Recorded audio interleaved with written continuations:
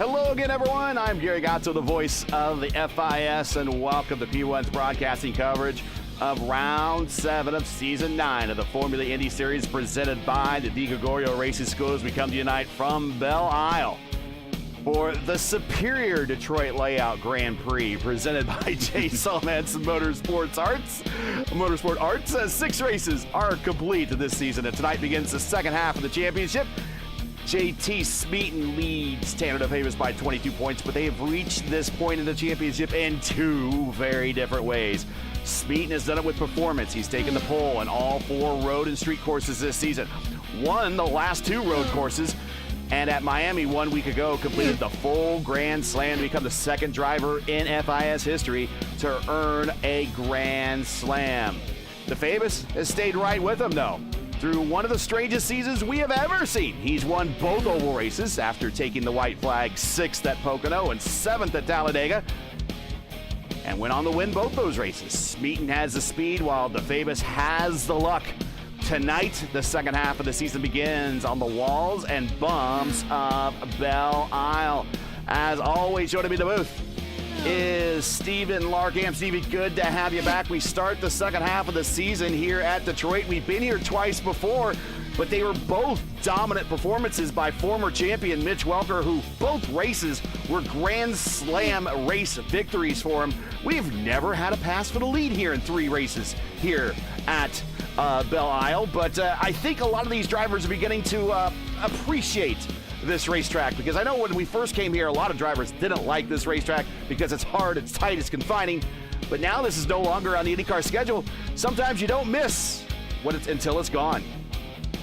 Very true, I would say. And the name of the race tonight kind of puts that point in right front and center of it all. The new Detroit Grand Prix layout is, let's say, had a mixed reception in the modern day. And Belle Isle has just become a classic, and a very challenging classic at that. This track will bite if you put even an inch wrong with your wheels.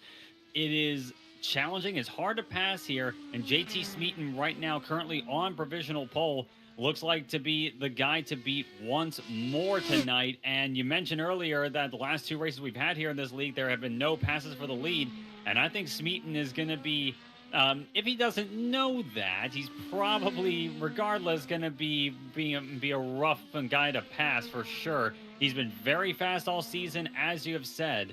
So let's see if the speed can hold up on the challenging Belle Isle, because this track, consistency is hard to come by here.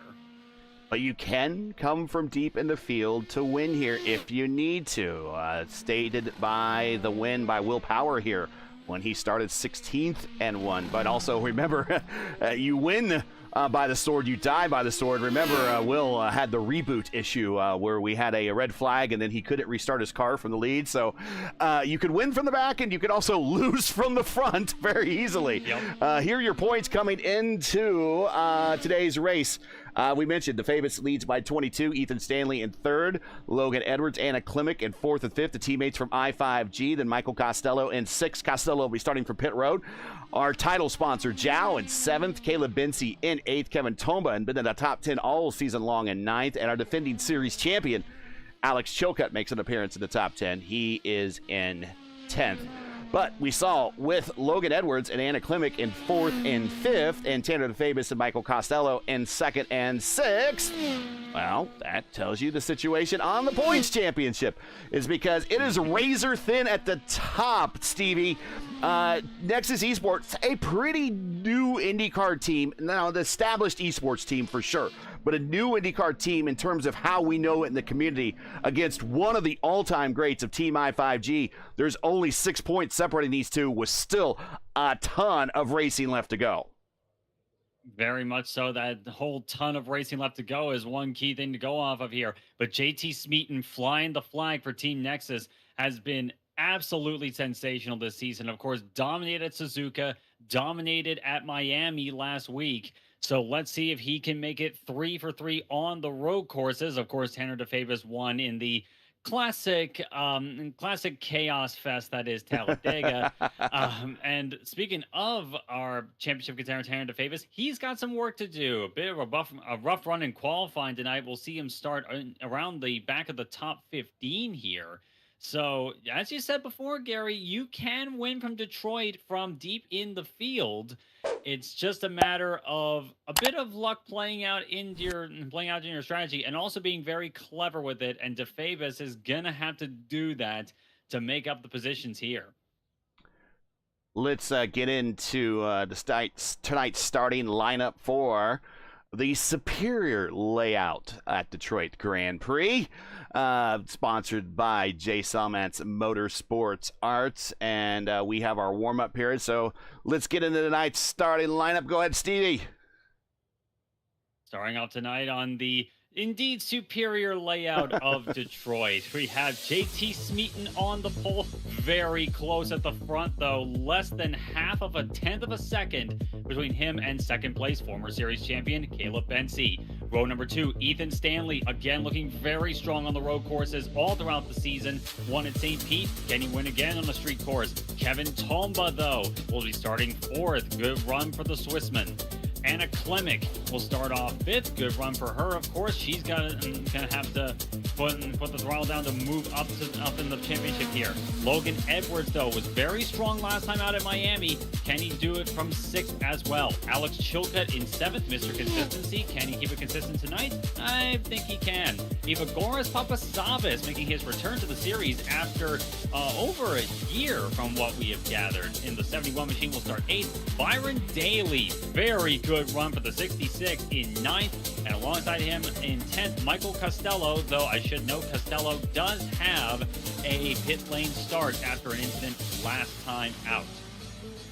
Row number 6 will be Tristan Moss and Tucker Salyer. Row 7, Zach Fahm and Jeremy Fairburn.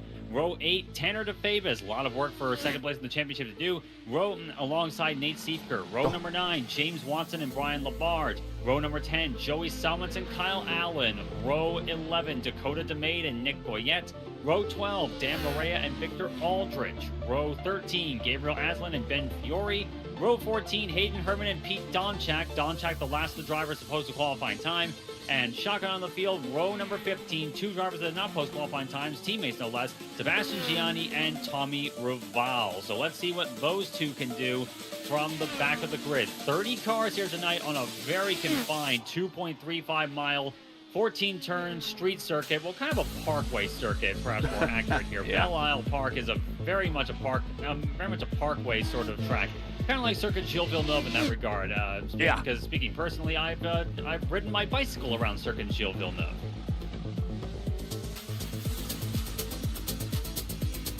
But here in Detroit, we're gonna have to. It's gonna be a bit bumpier than it would be in Montreal. I'll say that much.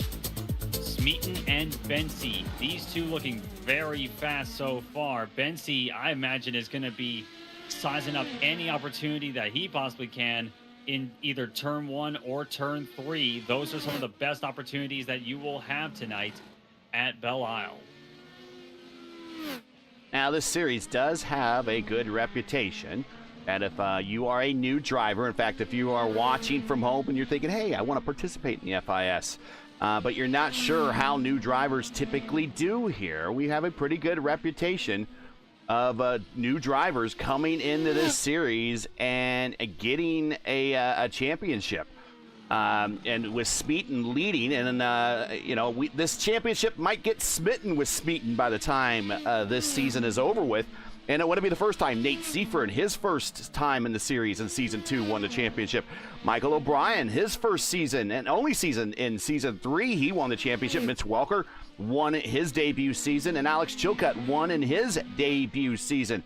It's very possible that we might see another name added to that list as we are now at the halfway point of the season. Real quick, here are the upcoming schedule for the remainder of the season. There you see we're at Belle Isle. We go to Milwaukee, kind of an encore presentation because we will be at Milwaukee Friday night for the IIS as we are at the Milwaukee week of the NTT IndyCar Series.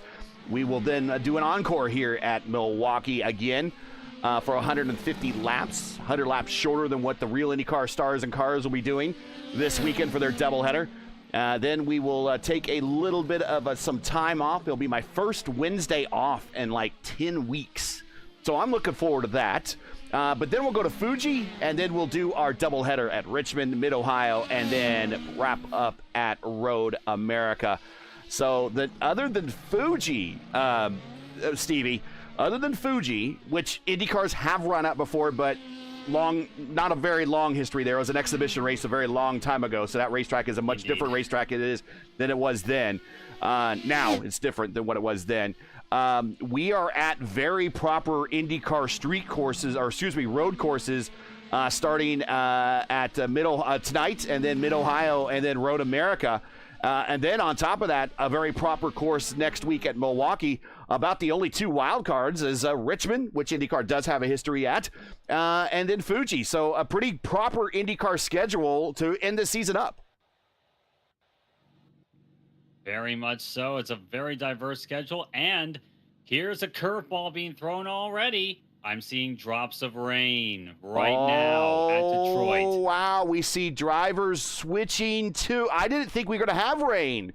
And now we are seeing. Looking at the radar during the warm-up session. It was getting dangerously close. The water was already coming down right next to the Renaissance Center by the time the warm-up ended here. But now we have it coming down on the circuit. Looks like to be pretty light for now, pretty patchy in places, but already we're seeing a lot of drivers switching over to the wet tires. So I am very curious as to how this is going to go. And we do have the rain meter up, and we're seeing very wet. So this is drastically changed. Here's your weather as we're getting ready to go green. Remember, standing starts here in the Formula Indy Series on a very well, you see that front straight. It's got a big kink in it. So Yes, about 6th or 7th row back, they're on the corner. And here we go. Green flag is out. Green flag flies. Good start for Smeaton. Bensi staying right with him there. Water already being kicked up on the track here. How do they make it through turn one? Everyone tiptoeing their way through here, but look at Ethan Stanley. Stanley already on the charge, gets around Caleb Bensi and close up into second place there. Kevin Tomba trying to make the move on Bensi, not quite enough yet as they head down to turn three. Oh, look at all the spray being kicked up there. Very hard to see. And look at the 41. Is that the Tristan Moss? Wow, Tristan Moss diving move their cars off. Two cars off. Four cars off. Oh, we have Logan Edwards. Logan Edwards has damage. One of our points leaders. Edwards. Yes, Logan Edwards. A bit of a damage there on the front wing of that car there as Alex Chilcutt looks to the inside. Everyone's scrambling for whatever kind of grip they got here. That is a front wing gone I'm seeing on the Team I5G entry, the 09 of Logan Edwards. He's still staying in the fight, though, getting up along onto the gearbox of Tomba. You could probably make that work under these conditions if you're brave enough for sure, and I know Logan Edwards definitely is, as everyone fighting their way through the rain. Papa Savas smacking the wall right before getting into the carousel area. Very close stuff here, and these walls are not forgiving in the slightest here at Belle Isle. Hard concrete. Oh, Klimek around. Klimek around at a very dangerous spot. Oh, very close stuff here. Everyone's trying to work their way through this. She can't do anything. She's got to wait for everyone past. She just can't swing that around. Yeah. You can't just swing that around. And now tries to spin it around here. Not quite doing. And that is a ton of positions lost. But JT Smeaton leads the way. 1.5 seconds. And contact. We do have contact with, right in front. So she got contact with Dakota DeMaid, and her car now is damaged. So Anna Klimek, one of the points leaders, and also we talked about it in the pre-race with Team I5G. Oh, she can't turn, and she goes into the wall again, trying to get the pit road. She's only a couple turns away, but their team is battling for the team championship. There's only 6 points back from this team right here. Very rough moment so far. Rough start overall for Team I5G, but not a rough start at all for Tristan Moss up into P3 around Caleb Bensi in turn number 3. What a run so far for the 41 machine. Great run and great effort so far. Ethan Stanley still staying in the fight here with JT Smeaton, but I'm looking at Tristan Moss right now. Ethan, getting loose under braking, but he kept it underneath him. And again, I'm sorry I had the runs a bit wider than I would like there to that double apex left. I had the track map up on top of the weather, but there is the weather again. Sorry. Mostly cloudy, but the track is moderately wet. I don't think it is actually raining right now. I do not see raindrops on the camera. Yeah, that's going to be interesting because I am seeing the radar right now. It looks like there's going to be more rain in the forecast coming soon. There's a lot of it coming from the southwest. Oh! Yeah, it's basically like I can see it's raining essentially in Windsor at this point. And that is going to be coming up close to Belle Isle here for sure, and it's going to pass over. It may be patchy at times there, but that patchiness is going to lead to a lot of water being dumped intermittently, so these drivers have got to be very careful, especially how they manage their tires. Whoa, Bensi running way wide there in turn 3. Everyone is just scrambling for whatever grip they can find right now, and that's the thing when you hit the dry patches on these tracks with these wet tires here, that is these tires' worst nightmare. They want to be in the wet. They want to be cooled off by the water, and because essentially it's an ultra soft compound here. You have got to be careful with running in the dry patch because essentially, like, the wet stuff is the stuff you want to be in long term.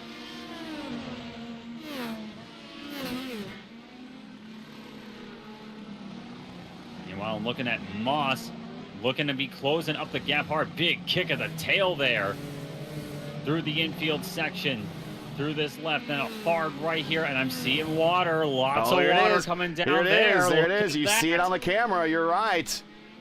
Yeah, and the contrails are being kicked up hard now. Oh, Tristan Moss getting dangerously close to that wall there. I know IndyCar drivers tend to like to live dangerously, but there is a limit at times. Tristan Moss making the most of it. Dangerously, JT Smeaton goes purple lap, but up front, Tanner DeFavis around Kevin Tomba. And DeFavis up 9 spots. He's living dangerously right now. I saw Tucker Salyer kick the tail out there, but Tanner DeFavis, you are right, from 15th to 6th. 9 positions gained in 3 laps. Amazing job so far by the number 5, Tanner DeFavis. Never corner in the wall in out. front of the leader, and that is right. Excuse me, we're right in front of that's Tristan Moss. Moss around, and he was already damaged on the previous corner. There's something happened in turn number 3, or even before that. Did he even hit the wall before that? You got to go back and watch. I think he just missed the braking zone. And yeah, he's just bam, he goes into the wall and then shoots across. Way wide there. And, the big tire barrier claims that maybe it's second victim there, and Moss realizes it, just spears it into the wall. You don't need the chassis anyway. But that was kind of, I don't know what's going on there. Again, it could be maybe something was wrong with his wheel, but bouncing out in front of Caleb Bensi, that's not going to make Bensi too happy. No, I imagine that was just pure anger at that point for Tristan Moss. And I'm speaking of Bensi, look who he's got. Look at Tanner DeFavis all over his gearbox right now. And I'm looking behind him, Kevin Tucker. Is that That's Papa Savas right behind him, right there in the purple car.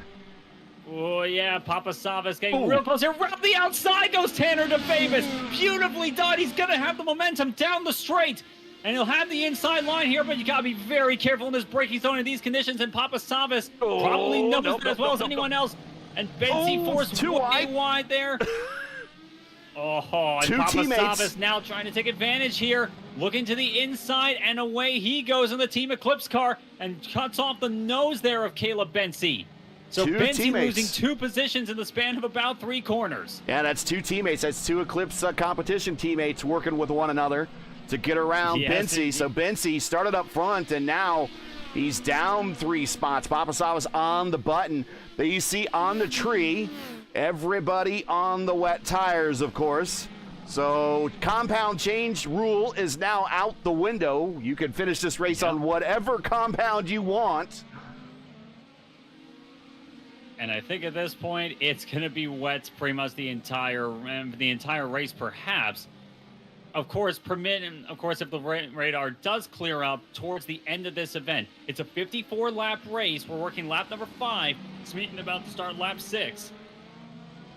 So we got a long way. The last real IndyCar race in the rain at Belle Isle was race 1 of the 2019 Detroit doubleheader on June 1st, 2019. Joseph Newgarden, you don't think he wins at road courses, but he has.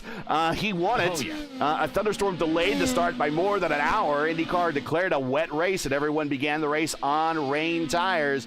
The track gradually dried. Newgarden switched the time to switch perfectly to slicks, and the 70-lap race became a 75-minute timed race, ending after only 43 laps, and the win went to Joseph Newgarden. Actually, one of his last wins on the road course, as a matter of fact. And it's kind of funny in a lot of ways, because I always think of where Joseph Newgarden came from before he went to IndyCar. He came over from the GP3 scene over in Europe, which today is FIA Formula 3. And like he started out in go-karts. He was pretty much always a road course racer before he came over to the IndyCar side of things, and did well at both. And he really did find his calling on ovals, but he can still win on road courses. I pretty much never count Joseph Newgarden out on almost any circuit. Remember, actually, his last road course win was taken away from him. He won that race at St. Pete, the push to pass gate race. Yep. But his last win on a permanent road course, or on a road course, was at Road America in 2022. But meanwhile, I'm looking at the fact that Tanner DeFavis is up 12 positions. Chill cut on Sailor at the start-finish line. Papasavas goes purple. Yep. And almost went wide into the tire barrier in turn 1 there, though that may have been intentional. Yeah, I'm beginning to think, and that's one of the questions I want to ask you. You're a much better road course racer than I am. Is we're seeing a lot of these drivers taking different lines. Almost look like they're missing the corner entirely.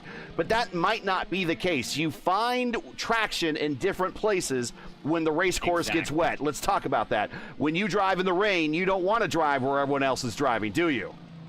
Exactly, and one of the big things you'll see here, there's a few like really off-camber corners here, kind of not really banking per se, but it is sort of canted in like a subtle way, and just that subtle way leads to puddles. And like you can handle water on the surface with wet weather tires in an IndyCar, but actual puddles, that is its worst nightmare. That is zero grip whatsoever, even on the wets. And those tend to form in places where the cars tend to run on a regular basis, and that would be the main apexes that you would run in the dry in a lot of cases there, like the corner that you just saw coming out of the infield section. That's a prime place for it. And this one here where Papasavas is going through, it's very tricky to avoid a puddle in that spot here. But here in turn 1, I think you'll be seeing it here, going into turn 1 here, running a bit wider than normal. In fact, you can probably see where 1 is starting to form there in turn number 1, and even there in turn 2. So you definitely do not want to hit a sizable puddle in these cars. So you are going to have to be very careful there, and not even mentioning the fact that sometimes you just need to be able to see what's in front of you here. And if someone takes that apex, even on a corner that is perfectly fine in that circumstance, you want to be able to see there, and you want to be able to know when to put the power down. And sometimes just running wide gives you that extra edge there, and also gives you extra launch on exit. Getting into this race, thanks for joining us, everybody. As you see, this is a wet race now. It started dry. We qualified under dry conditions, but as we gridded up, the rain started coming, and immediately people started switching compounds right away. We were looking at the weather before the race, and I actually told you I don't think it's going to be a wet race at this point. And things changed rather quickly over... Yeah, that aged poorly. Yeah, that did not age very well at all. Over the island here in the middle of the St. Lawrence River. Detroit River. Detroit River, sorry. I got to get my geography down. Sorry. St. Lawrence River is Montreal, which you have already mentioned. Yeah, that's Montreal. Now that is the Isle de Notre Dame there, right? And we're not too far away from the real Notre Dame here. That's the word. South Bend's not too far necessarily from Detroit. It's about 2.5 hours. And only a few thousand miles from the real Notre Dame in Paris. But I mean, who's really counting? Yeah, well, when you're in football territory here, it's the Fighting Irish. That's fair. Oh no, Sailor goes wide and long, and he's going to give up his position in 9th. Daly gets around him. Oh yes, and gathers it up there. Did he hit anything? No, he did not. Okay, good. Just we had the camera on him the entire time. Realized it, looped it around. Very well done, I must say, by Tucker Salyer there. And gets it back going again. Obviously, a few positions lost in that exchange, but not out of the fight just yet as the 97. And also, I should note, one guy I was keeping an eye on was JT Smeaton. He was struggling quite a bit on the last lap there. Oh, big kick at the tail I'm looking at here as he's starting to work his way into lap traffic. Yes, and we did have as many as 4 cars at one point with a meatball flag. They have now come to pit road, but he has in front of him Hayden Ehrman. Ehrman moving to the outside there, lets him go pretty handily. Very awkward front straightaway here, especially with the wet conditions. The car could launch right out to that wall. Yep, and bear in mind one thing I'm just noticing here. A couple laps ago, the gap was about 3.5 seconds. It's under 1.5 now between Ethan Stanley and JT Smeaton. Stanley is putting it down very well right now. He is smooth. He is consistent. Yeah, but look who's right behind him. Tanner DeFabis. Tanner is there. He is well within this conversation. And Papasavas now getting around lap traffic as well. So DeFabis now is about as far back from Smeaton as Stanley was a few laps ago. The gap between him and Smeaton, about 3 and a bit seconds. And look at all the rain now. It's just getting more and more and more intense.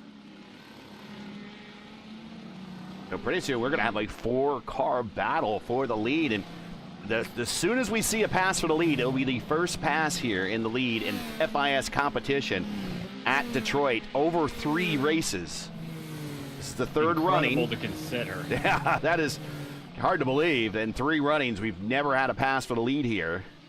Smeaton's led them all, and he's on his way, at least partially, to another Grand Slam. He does not have the purple lap. Purple lap right now belongs to his team, not to his teammate, excuse me, to his rival, Evergore's Papasavas with the Eclipse squad. And Papasavas really making a, whoa, I think I saw, was DeFabis getting really dangerously close to that wall there. I think I just now, but yeah, got very close. But Papasavas really doing a great job tonight. Massive kick at the tail, though, over that bump in turn number 2, though. You gotta be very careful. This track will bite. But Papasavas making a really solid go of it. First time back in the series for over a year. Ooh. He has certainly not lost his touch. 504 days the last time he started a race here in the FIS. Again, leader is marred in traffic right now, and there's no good place to pass. Kyle Allen gets out of the way, but time's already cost JT Smeaton. Let's talk about possible pit strategies today. We're not going as fast as we normally would be under dry conditions, so we're not burning as much fuel. We expected probably a 2-stop. Oh, right in front of the leader, and that is Gabe Aslan, I believe. Was that Aslan? Yes, right into the wall. It was. Right in front of the leader. 87. Limps it around and just getting very close to that wall there, but he is having to limp the car around. That is he wanted is and into the wall. It's a Stanley. Oh, and DeFabis into him. DeFabis is on top of him, and now he's reset. No. Tanner DeFabis in the championship hunt gets involved in an accident, and Stanley is disconnected, but DeFabis limps it back on the pit road there, and he is probably seething, and so is Ethan Stanley. That must have been an error somewhere going into that tight right. It just reminds me of Ethan Stanley, of what happened to him in a similar, I think it was a similar incident at Long Beach in the Elite Racing League. Oh yes, that he did. He just overcooked it. Yeah, that gave the win actually to Logan Spath, who was in the lineup tonight, I believe. I'm not sure where he is. He might not be in the lineup actually. I can't see him right now. But he's a normal participant. But Tanner comes back into pit road and he spins coming off a pit road. Is he's repaired, no. But he doesn't touch a thing off Corvette Calamity Corner, and he's down the straightaway now in the right direction. Oh my goodness, it just goes from bad to worse there for Tanner DeFabis there. He has tumbled down the order. He's basically just banking on surviving the rest of this race and hoping that he stays on the lead lap, I would imagine. Oh, Smeaton working lap number 12. Gets loose off the corner. But now Evagoras Papasavas, who does have as high of a finish in the series in second place, is now right behind him. And maybe we see a driver of a different caliber under the wet conditions possibly get a win here. But the battle for the lead was getting close. Oh, way up into the gray. JT Smeaton, but just looking for grip as they go through Corvette Corner. Down off of turn 2, down the straightaway into 3. The Papasavas will try to run him down, but maybe we see a different driver with a different caliber on a wet race. We heard it in Formula 1 racing quite frequently that the rain is the great equalizer, but right now Smeaton's dominated this season on road courses in the dry, and right now he's dominated in the wet. Though I will note, last time around, Papasavas was 0.6 faster than JT Smeaton. The gap was 4 seconds. It's 3.4 now. We'll see if he can maintain that kind of pace here, but I do agree with you. Rain is always the great equalizer in road course competition, and we could well see JT Smeaton prove himself to be a Regenmeister, a rainmaster here in the Formula Indy Series, and Evagoras Papasavas, he could also be, he's certainly proven himself to be very strong under wet conditions in this race thus far, working lap 13, but still. Oh, right in front of the leader again! Dan Marrera spins out in front of the leader. He goes to the inside, the leader goes on by, but again, another close call by JT Smeaton with a car going off. I'm pretty sure he's feeling like it's getting old at this point. Yeah, and I was going to go back to Gabe Aslan. You know, there's always so many places you can hide on this racetrack to allow a car on by, and that's all he was trying to do, and then he just gets a little offline and smacks it right into the wall. Yeah, and one thing you also got to remember is that rain is kind of a new thing for a lot of drivers here. A lot of drivers have been used to racing over the years just in dry conditions, and rain is a relatively new feater in iRacing. I say relatively. It's been for IndyCar, it is. Yeah, for IndyCar, it is. Now, for other formulas that the Eclipse guys do run in, they're probably more used to rain than those that are just stay in the IR18. The IR18 has been pretty much it's a new addition within the last couple of years. Also want to say, I want to point everyone's attention to Evagoras Papasavas' left front wing plane. I think it's a little out of skew. I think he's a little damaged. It looks a little damaged. I think you're right there, Gary. And yeah, it definitely looks like it, looking at it a bit closer on that left-hander there. Papasavas nursing a wounded front wing here, and boy, look at that big slide you saw there. So that's going to be important for him, because one of the things that will happen when he comes in for his pit stop in that case, they'll add 5 seconds onto that pit stop to change that front wing. It'll definitely help in the long term, but it is going to be painful to be sitting on pit row for an extra 5 seconds and burn away whatever sort of gap you were building up here. Right now, the gap holding steady between them around 2.8 seconds. Whoa. Everybody is getting very cozy with the turn 1 wall. Yeah, that was a bit too close for my liking, I think, there in turn number 1 there. Turn 1's usually a corner I don't like going too far offline for. And sure, you could get away with that more in the rain there, but there is certainly a limit to that. All right, going back to what I was asking you earlier, let's talk about pit strategies. We are looking at, not everyone's at full chat right now because we are, we're kind of lifting a little bit and just struggling to get the power down so we could save fuel that way. So the 3-stop strategy window is already open. We're well past the 3-stop strategy for just about everybody in this race that is still rolling right now. The 2-stop window opens at lap 18-ish. Then if somebody can pull off a 1-stop at this point, they would have to get to about lap 27. That might be asking an awful lot, but I could be wrong. My road course racing is not as good. My road course memory is not as good. Oh, watching Caleb Bency as my oval racing memory. But I seem to remember 22, 23 in terms of the neighborhood of a stint here. Is that right? Does that sound about right? So if we're under reduced power, do you think someone maybe can get the 1-stop territory now? It's possible if someone was saving fuel right from the drop of the green, which I would not be surprised if someone was doing that. I would not be surprised if someone put in the, say, fuel map 4 or something and just running around at less power there trying to save fuel and maybe lift and coast a little bit there. Obviously, you have to be breaking longer distances anyway in wet conditions.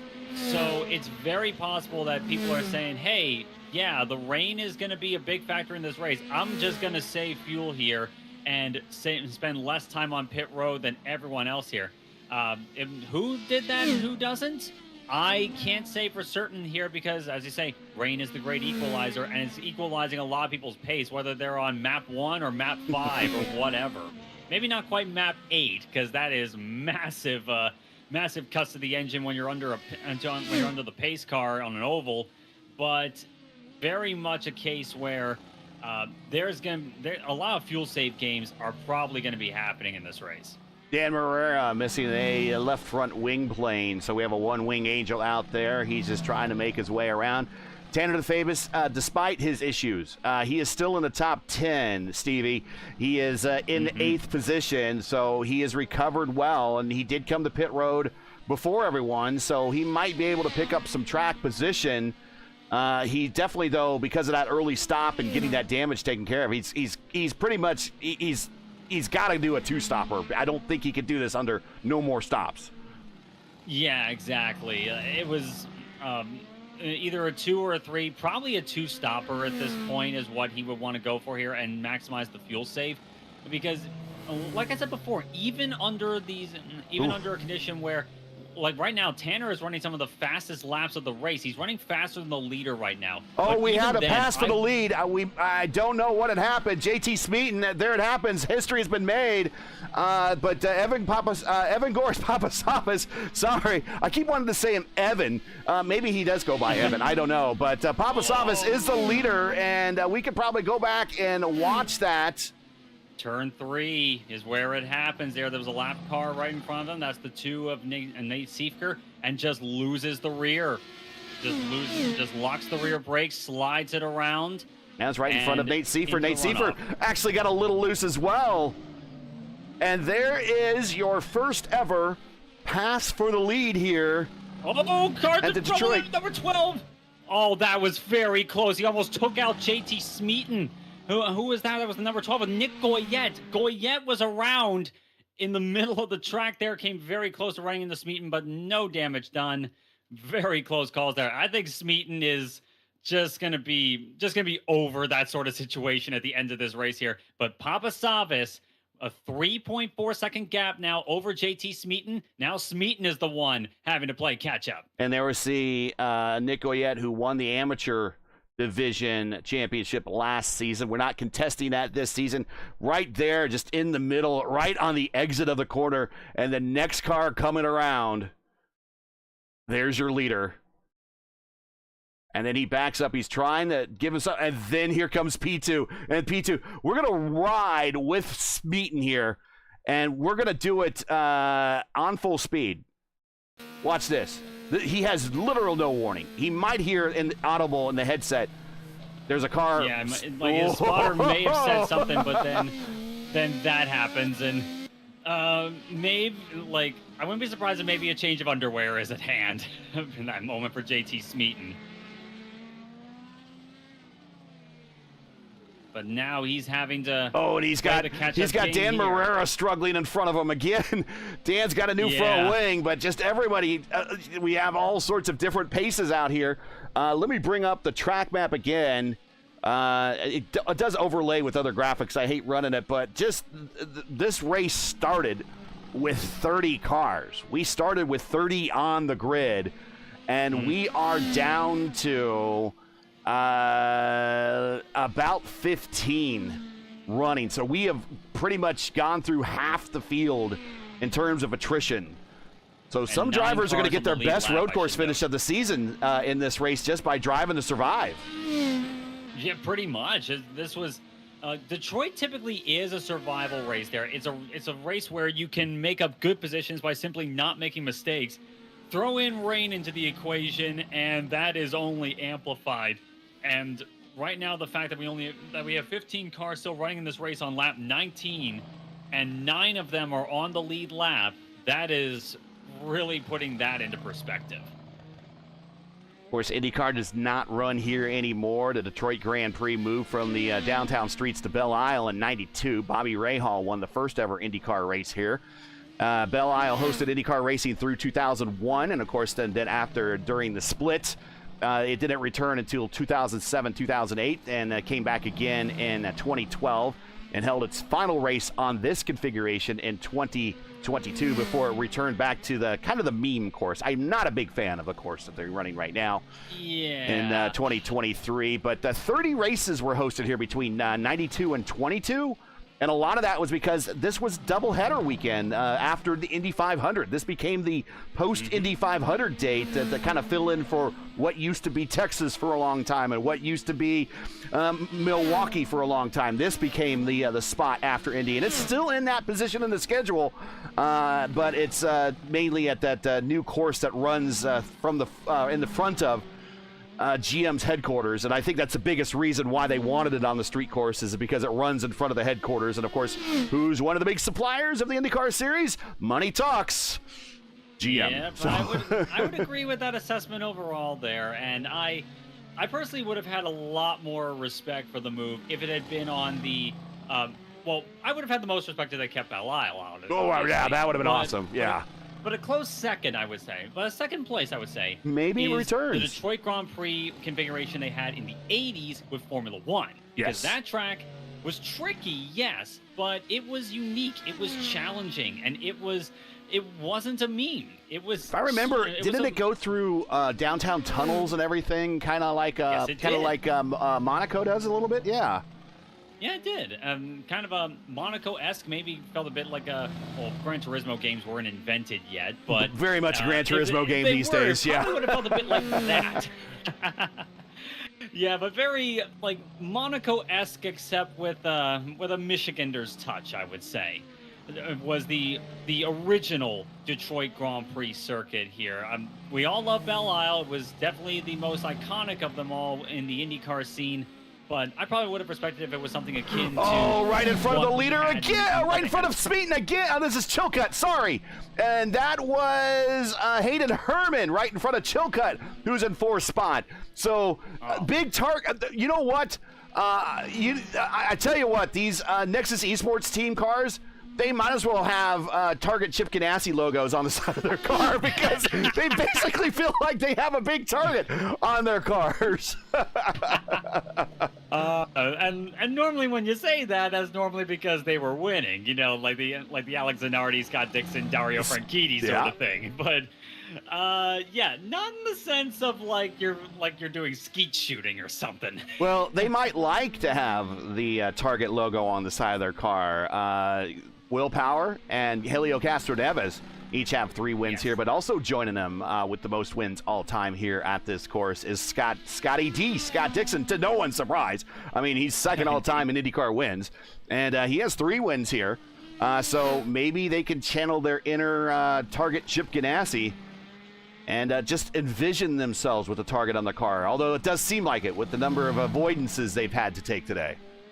Yeah, and that's just showing how much of a curveball this rain has been throwing at these drivers. And as we said before, this is relatively new and relatively like you don't see it very often in IndyCar races, even though it's been around for a little while there. Sure, you may have done like a few practice sessions and you have the off race where you have a bit of rain on the track here, but whenever it happens, it can catch a lot of drivers off guard here, and it can, and especially if it's prolonged like this, you're having a really hard time. And I'm looking at the radar right now, and this will be prolonged rain throughout much of this race. We're working lap 22, closer and closer to the halfway mark, and this will remain the trend. And even when it stops raining, it will still be wet for quite a while there. So these drivers are definitely, it's definitely trial by fire in this case.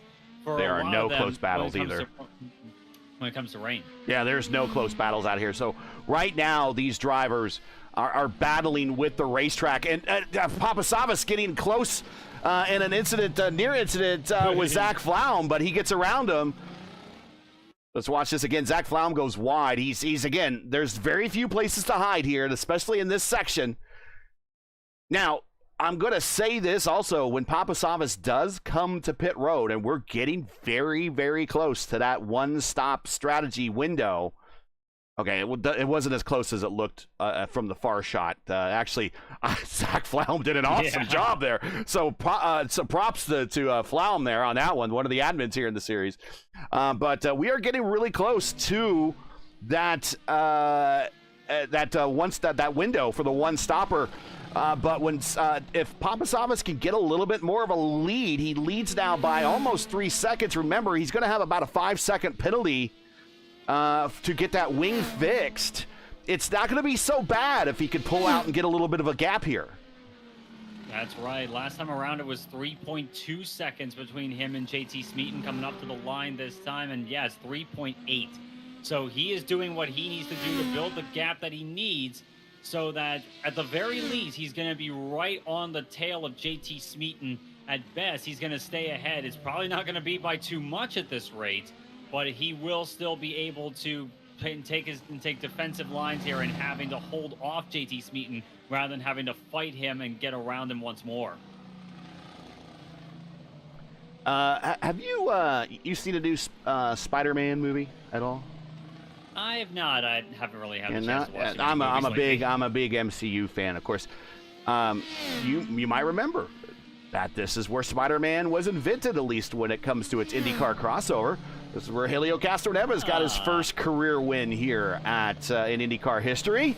And of course, after getting the win, he promptly climbed the fence, and Spider-Man was born. Yep, and definitely where one of the legends of the great Helio Castroneves began here. I see what you did there with that one. and was always great to see him do it. And like, honestly, my favorite one of those was when he won his 4th Indy 500 back in 2021. It was just such a beautiful moment. I was there for that one. For Helio Castroneves and for the IndyCar community as a whole. Like, I can't think of too many people that have a bad to say about Helio. And here comes Papasavas. The gap was about 4 seconds, give or take. So let's see, coming into the pits here. Posting it down, brings it in. Castroneves had, I believe, 31 wins. Watch this front wing. Let's see if this front wing snaps into place. Yeah, it's holding it. Yeah, you're gonna see that front wing snap into place. There it is. Yep. There it is. So it was damaged. I was not seeing things. That is the power of my graphics card. Thank you. Yes. Yeah, mine was doing a good job there as well. But Papasavas now having to stay in pace, get the pace up there as quickly as he can here. Of course, not make any errors.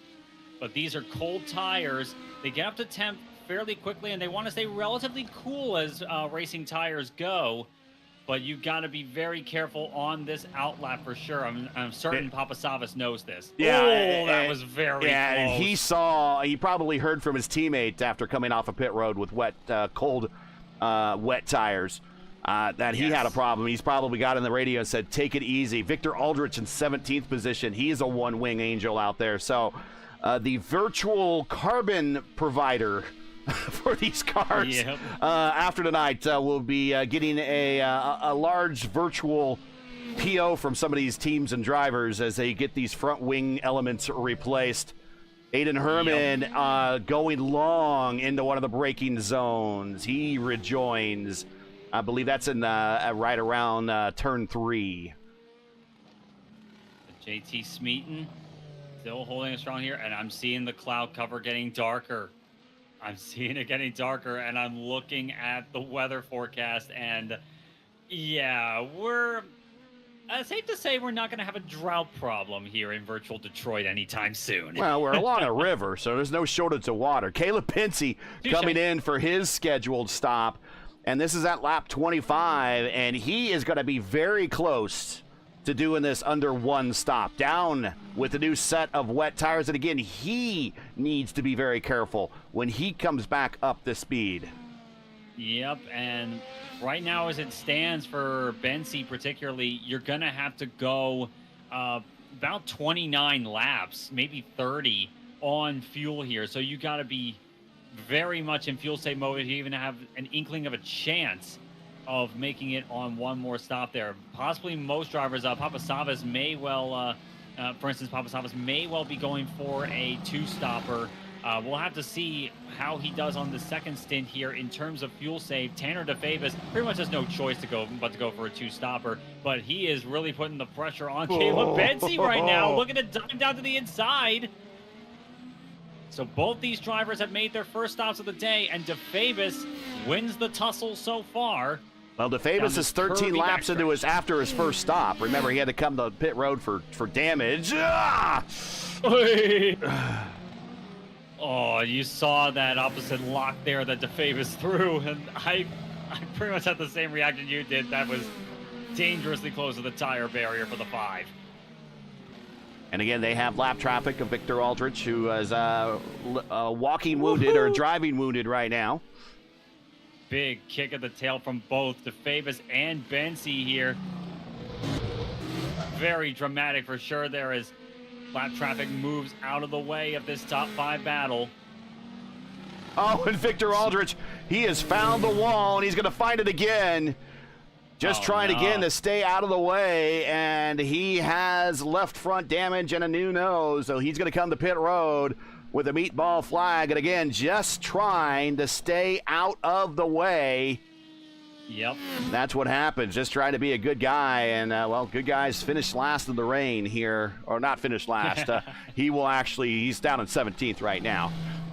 Yeah, it's been a very rough night for Victor Aldrich. Started in 24th, so technically up on positions by really the nature of the beast really tonight. But Victor Aldrich, not a night that he definitely wants to put behind him going into the next event here. Take it in stride. But everyone else still having to fight through the rain here. And I'm having a look at Smeaton.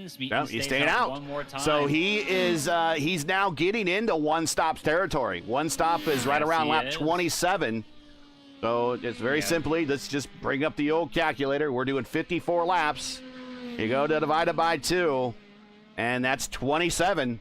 And he is in the neighborhood to do this under a one-stopper.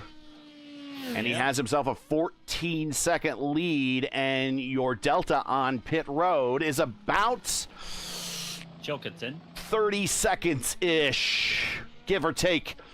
It's really hard to tell with the wet racetrack. But I can see that Bensi did 30 seconds on pit road for his full stop.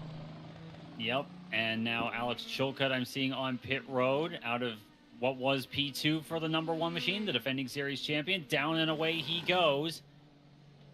And he's also pretty much in the ballpark as well for a one-stop race as Alex Chilcutt. So keep an eye on the number 1. This could be a sneakily good result for him tonight, just by the nature of doing one last pit stop. If you're enjoying watching wet race action here, P1, be sure to do us a solid. Make sure you support us by subscribing. Thumbs up if you like. And also share it. And ring that bell when you subscribe so you don't miss out on future P1 iRacing broadcasts. Tonight we have a doubleheader going on. Horizon IndyCar Series currently running concurrent with us. They are at Road America right now. Tomorrow night, we have triple header action. We'll actually have an ERL doubleheader.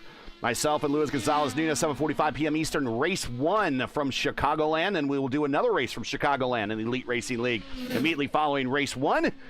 And then you could join Mark and the guys at the American Motorsports Association when they visit Daytona in their Grand National Series, our exclusive NASCAR partner. They kick off at 8:20. That is tomorrow night's doubleheader, tripleheader, if you will. JT Smeaton now on the pit road. The pole sitter has been very strong tonight and just, yep, down and away he goes. Papasavas gets by them, though. Yeah, Papasavas did get by him here. He was clicking off some impressive laps over the last little while there. So move, Evagoras Papasavas, the Cypriot, back into the lead. Canada Very Famous strong showing him. Welcome back to the series. Yeah, Canada Famous now has worked his way back up to third, but remember, he is 16 laps into his current stint, and he's going to have to stop again. But he's hoping. Two-stop strategy guaranteed. Going to have to do it. He stopped too early. He stopped with damage at lap 11. Yeah, and it's really been I believe there was right. That is James Watson at 10th spot. Gets a little close and personal with the wall there to allow Tanner to Famous by as he power slides down the back straightaway, crab walking it. I've seen a few drivers do that tonight, and it's always hair-raising whenever it happens. And there's a line I remember from that Sebastian Vettel once said at the Spanish Grand Prix. I believe it was a battle with Max Verstappen he was having. What are we doing, racing or ping pong? And right now, position-wise, De Famous has been in a big ping pong match there. Down, up, down, up, down, up. And right now it's up. It is not, and I think his left front wing is damaged as well. I'm looking at, and it just looks like at an odd angle. So he's going to have at least a 5-second hold to get that fixed. But his car, oh man, this thing is all sorts of squirrely. Let's ride with them. We're going to see a lot of opposite lock. I wish we had the statistic that Fox has where you can see a driver's percentage of opposite lock, and it's always like Rasmussen that has it, right? But we have no way of pulling that stat. I wish there was, and I'm sure Tanner Famous would be leading in that category. And look at the puddles. It is not drying out at all. And remember, Stevie, one of the most famous and most exciting IndyCar races of all time was in the rain at Portland. We're not going to have that here today, but don't go anywhere because that type of race just lets you know anything can happen in the rain. And there it goes. Look at he does 2 fists of overturn there. Nani? Oh my goodness, Tanner DeFavis. This would be D1 level drift race competition level of car control you're seeing from Tanner DeFavis. Beautifully done so far. And that is, you have got to be on point for this. And of course, I imagine you also got to have the graphic settings good enough to see the puddles. There's a big puddle right there I saw on the right-hand side there. And you could see it, like, as soon as you hit it, it is like ice. He slides out wide there, and look at this, sliding out wide there, and there's the wall. Here's the inside. I don't show this. I do not show this angle very often because I don't really consider this kind of a standard TV angle. But this is in the car, and look at the streak. This is just how they've done so well in the graphics from this. Just the streaks of water. It looks so real. The virtual Rain-X. Yeah, I do not regret upgrading my graphics card for this. No, this definitely is pretty awesome. Beautifully done. Fantastic car control right now by Tanner DeFavis. Losing ground, though, to Papasavas, but staying pretty much in the ballpark lap time-wise with Smeaton. He was about a 10th faster, but he's got a few seconds to work with rather than a few tenths of a second. But JT Smeaton now in traffic, working his way around, trying to see, is that Tucker Salyer, I believe. So Salyer going a lap down to JT Smeaton. He was put over a lap down a minute ago by Papasavas. Look at the big, look at him getting squeamish there. That car getting squeamish on a straightaway. Well, that is how he did pound the curve. It is. He did pound the curve pretty good right before that. Yep. But here he is, and again, he's got Logan Edwards in front of him. So again, he's trying to think ahead all the while, trying to keep that car underneath him. I know today is not a picturesque day. My GPU is giving you the best graphics it possibly can, but tonight's Superior Detroit Layout Grand Prix is presented to you by Jay Selman's Motorsports Art. Get your own hand-drawn racing artwork of your favorite driver, livery, team, or motorsports moment to hang in your home, in your computer room, in your man cave, wherever, above the fireplace, wherever you need artwork in your house. See more of Joey's work. You want to contact him on Instagram at JSellArt. Link is in the description. And he is sponsoring today's non-picturesque race, but he will definitely be available for commissions for some definitely picturesque moments of racing history. If you so wish, make sure to check him out. And of course, if you ever need lessons on how to run in the rain, you probably want to talk to Joe DiGregorio. Tonight's coverage of the 2026 Formula Indy Series season are brought to you by the DiGregorio Racing School. Speed's not just about driving harder. In fact, today, it's a drive to survive. It's about driving smarter. At DiGregorio Racing School, drivers learn how the pros and top sim racers approach every lap through data precision. And, well, today's through precision for sure, and consistency. Follow Jow on Instagram or join the DiGregorio Racing School Discord. The links are in the description, and check him out. He does have a special deal that you can take advantage of, and if you want to learn how to run in the rain, I would check him out. He definitely probably has many miles in the rain and all sorts of cars here on this subscription service. Yeah, and it's really telling. Just this race really is one of the ones that separates amateurs from pros. There's DeFavis got really close to the wall there, second to last corner. Hayden Herman with a black flag. Not sure why. Might be an incident limit. It's been a rough day for a lot of people out there. Yeah, he's Herman on pit road. 13th spot, 4 laps down. So it has been a very rough night for the 55 crew. Hayden Herman on pit road there. Dakota DeMade up into 12th position ahead of him. He's had a rough race. He's had at least 2 meatball flags, but a longtime veteran. Many starts here in the series. Up 9 positions, up in the 12th.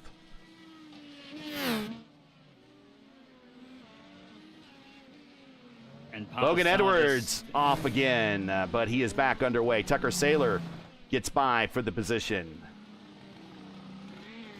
Oh, Tucker Saylor, as soon as he takes it, he goes around, and that is right in front of Caleb Bency. And Logan Edwards says, thank you, I will take that back. Spins it around, gets it back going there. Didn't hit anything from the looks of it, but that is just how unforgiving the conditions are right now. It is complete rain, and it looks like it's going to stay that way for quite a while to come, all the way to the end of this event. Tucker Salyer already a lap down in P9.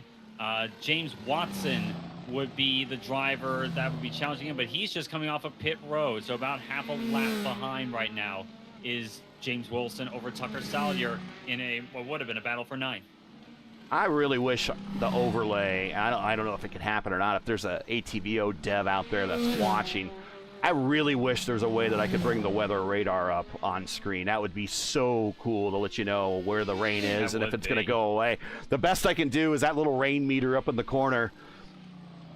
And I guess you really don't need the meter to say that it's very wet out there, but that's what it says. It is very wet. Yeah, it's like, how wet is it? Yes. That's all you need to say. One thing is for sure, next week, it will not rain because we're on an oval. Yes, exactly, because ovals. Because ovals. Yeah, because ovals. Oh, because, well, NASCAR is starting to race in rain on the ovals. We can't really do that in IndyCars.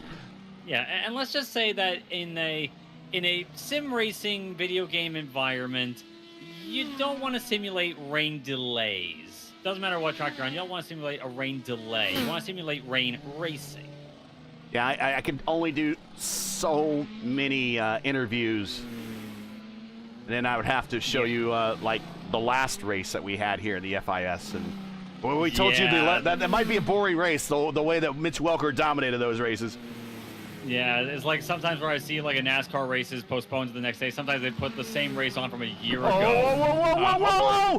And Papasavas has lost his front wing. It has grown back. He got into traffic with Dakota the Maid, and the wing grew back. The wing grew back. We saw it come off on the replay. Yeah, like, I never saw it pop off there, but that's just how close there that the game itself thought there was a collision for a second. There really wasn't. Now, Papasavas still going. There might be damage on that car. Possibly. And it might want to throw a new wing on at the next pit stop because you can't control that. You can't just say, don't put a new wing on. Whoa, getting close to the wall. He might have a wing replacement penalty that he needs to take at his next stop, and he can't. Well, right now, with a 7-second lead, maybe he can throttle back and do this under one stop, but he stopped at lap 23. He didn't make it to 27, so he needs to save 4 laps in this stint in order to get to the end. 4 or more laps to get to the end. So yeah. I don't know if he comes to pit road and does a quick dash, just keep the tires on and throw a little fuel in, Shell Racing fuel, and then off you go. But he might need to get a tire. He might need to get a front wing replacement. We will see. Yeah, it's a very good question there. If indeed he came in at the end of his fuel window proper here, I believe about 22, 23 laps is what we expect in dry conditions, and with all the lift and coast, all the the longer brake runs, longer braking zones in the wet conditions, I'd imagine that there may have been a bit of fuel in the tank there, but I don't know. Maybe that was the end of the fuel window for Papasavas. We'll have to see if indeed he can save an extra 4 laps. If you just joined us, this is P1's coverage of Round 7 of Season 9 of the Formula Indy Series, coming to you from Detroit to Belle Isle for the third running of the Superior Detroit Layout Grand Prix presented by J. Selman's Motorsports Art. We have now completed 35 of 54 scheduled laps currently, with Evan Goris Papasavas in his first start of the season. For the pro driver, he is currently leading here under extremely wet conditions here on the island in the middle of the Detroit River. Make sure to hit that like button, subscribe to the channel if you've not done so already. Next race for us here in the Formula Indy Series next week, we will go to Milwaukee for the second, I believe it's our second running of the Formula Indy Series at Milwaukee. If I remember last time, the last race we had there was a bit nuts. It was interesting. We had a very full field for that race. Little pit strategy, got someone on the podium that we normally don't see. And then I think Caleb won that race. Caleb Bensi, I think he won that race and led every single lap. I think it's one of the closest we've ever had of getting a grand slam on an oval. Very close, I would be sure, but yeah, Milwaukee, always a fun track here. We're obviously not going to have rain there as DeFabus now comes in, lap 35. This is his last stop. Yeah, this will be his last stop. We knew he couldn't make it.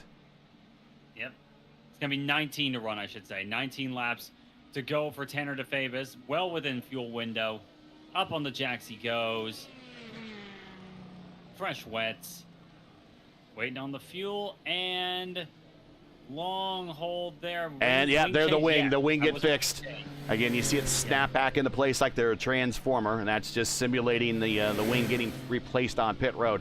In real IndyCar racing, they have about 4 quick release screws, and they'll get on those, the crew member, and then they'll snap on a new wing. Very sturdy wings in these cars, as we saw by a number of drivers that try to tear them off at Portland. Byron Daly sees an opportunity.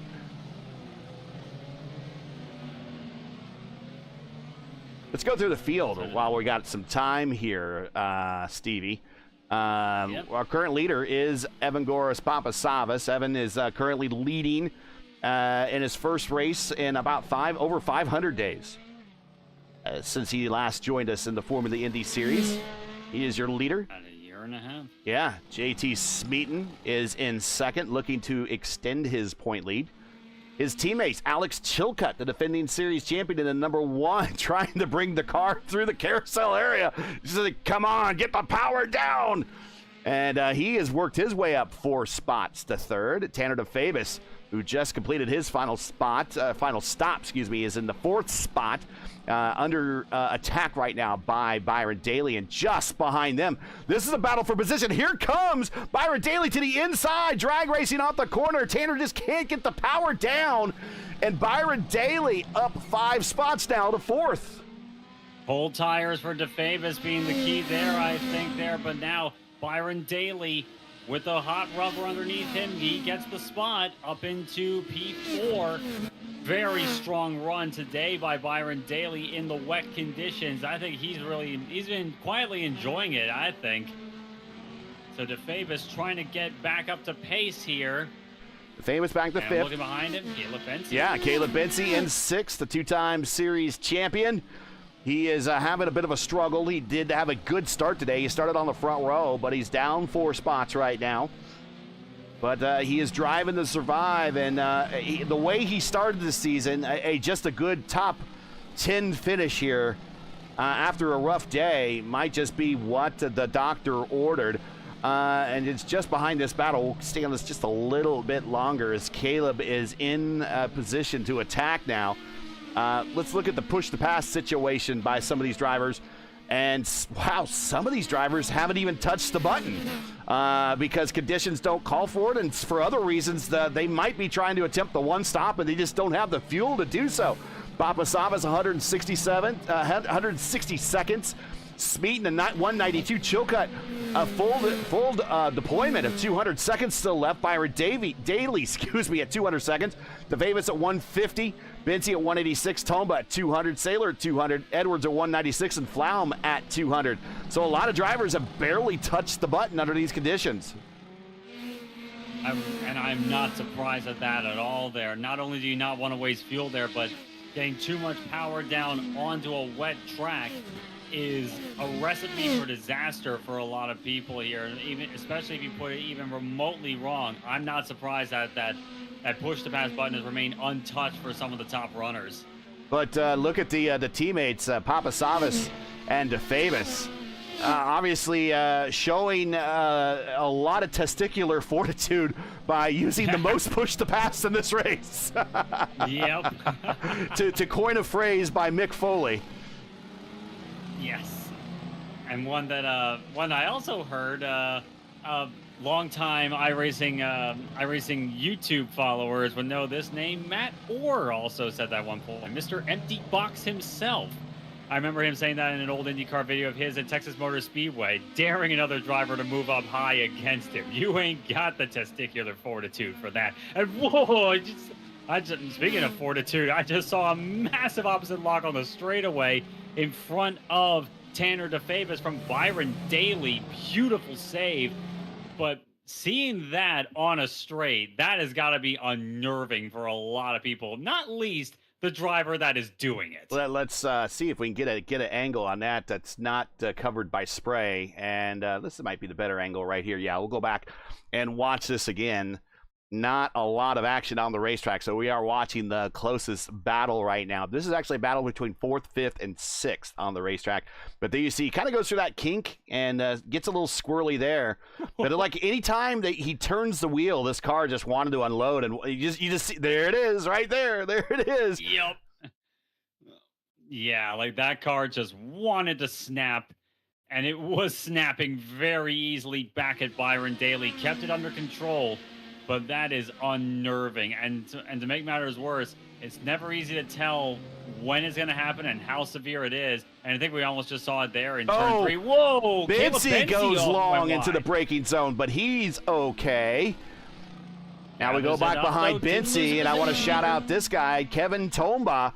Again, looking at another top 10 finish. I think every single one of his finishes this season might be a top 10 finish. I don't want to jinx him. You almost did. But he's up in the 7th position, and he's having another consistently fantastic race. Tucker Saylor, he's at 8th spot. He's up 4. Logan Edwards is recovered to 9th now, and Logan Edwards right behind him. Here's a battle for position right now on the racetrack. This is starting to develop into something special right here. There's a battle for 8th. Let's watch this for a bit.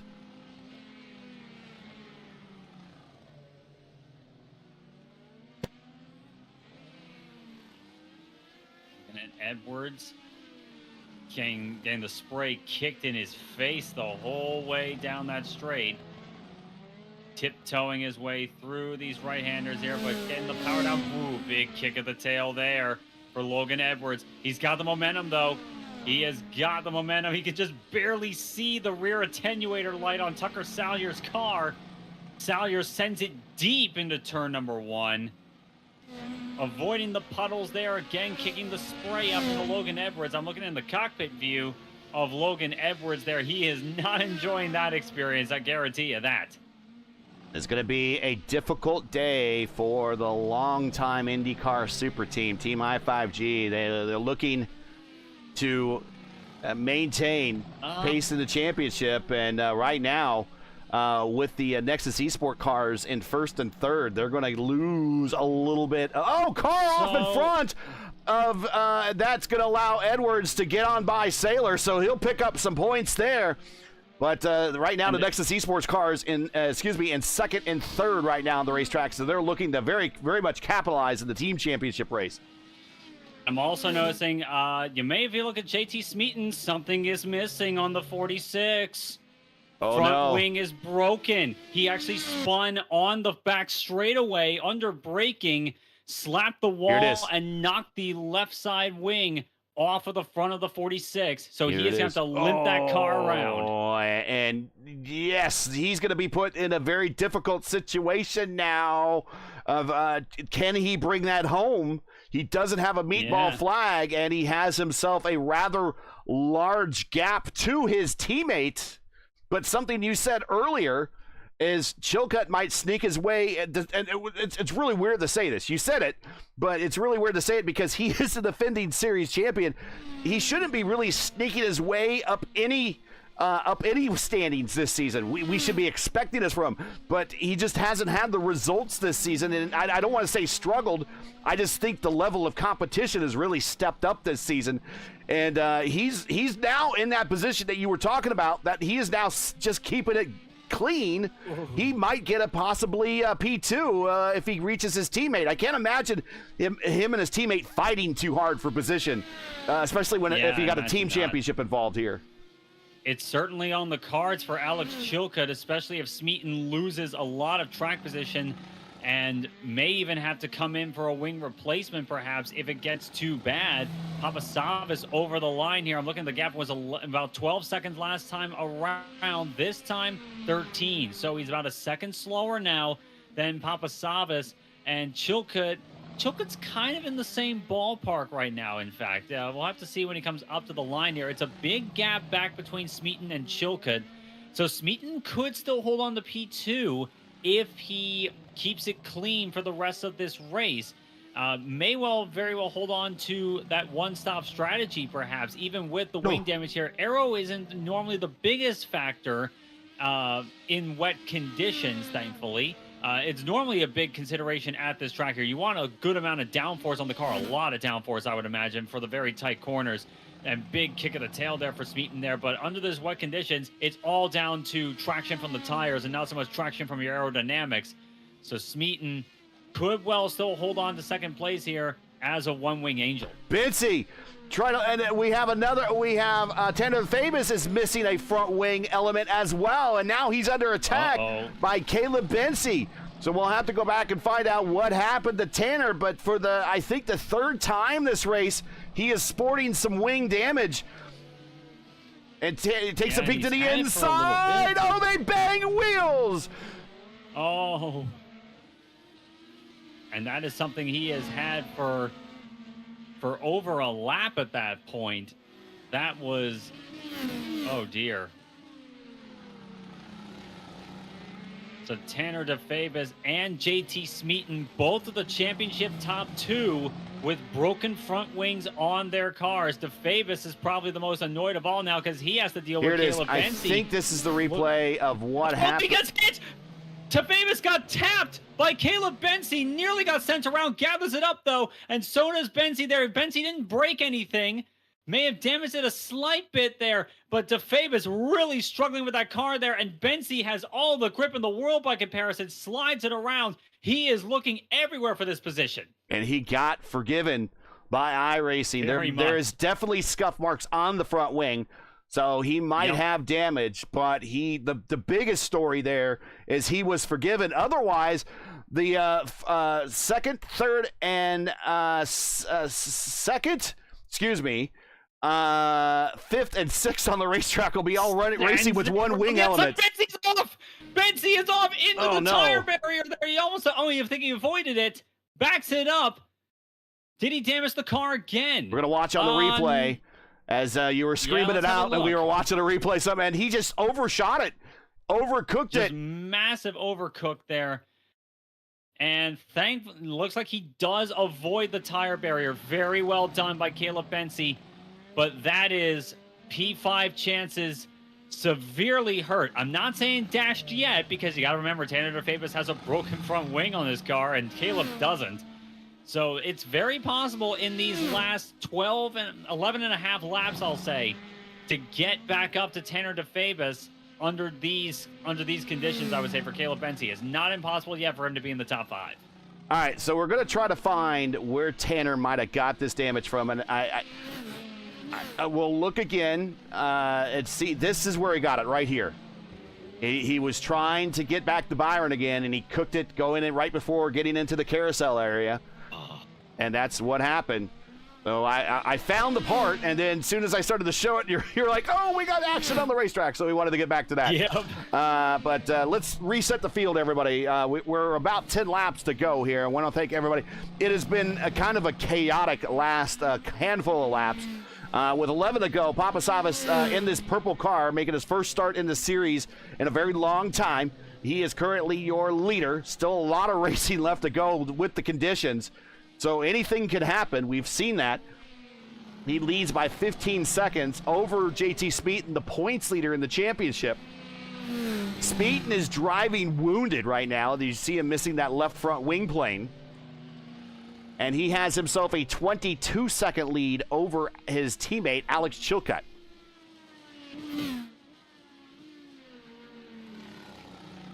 There is Alex Chilcutt, the defending series champion. Byron Daly, he's looking at one of his best finishes in a very long time here in this series. Yes, very much so. He is definitely a road warrior, but he definitely apparently likes the rainy conditions. He is up 5 spots in to 4th position. Tanner DeFavis, he's had a really wild day. Up, down, up, down.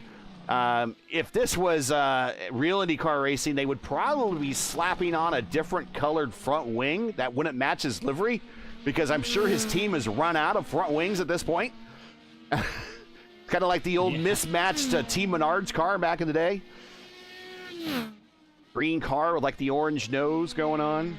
Or yellow car with the green nose. You know what I'm talking about. The old Frankenstein Menards car you see every now and then. Yes, that one. Yep. I had Dakota paint me a livery of that one. I like that so much. It just stands out in my mind. But I seem to remember the first Indy 200 at Walt Disney World. Tony Stewart lost the front wing. And by that point, I think they've already dipped into their stash of front wings, and they ended up putting on the front wing of Eddie Cheever's car, I think, which was one of the Quaker State green cars. And so Tony's car was that Glidden yellow with the Quaker State green nose. It was really odd, but that's what if this is real IndyCar racing, that's what Tanner's car would probably look like right now. Yeah, probably true at this stage. If we were able to change the paint schemes there with those front wings there, if it was a bit true to history in that case. But DeFavis probably not caring too much at the moment here. He's just frustrated and wants to get this car home in P5 here and hold off Caleb Benzie in the process.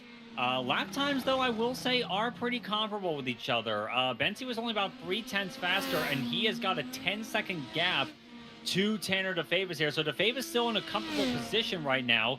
JT Smeaton, though, I will note has gone from 12 seconds, a few laps to go, to 20 seconds behind Papasavas, and he's about 25 ahead of Alex Chilcutt at the moment.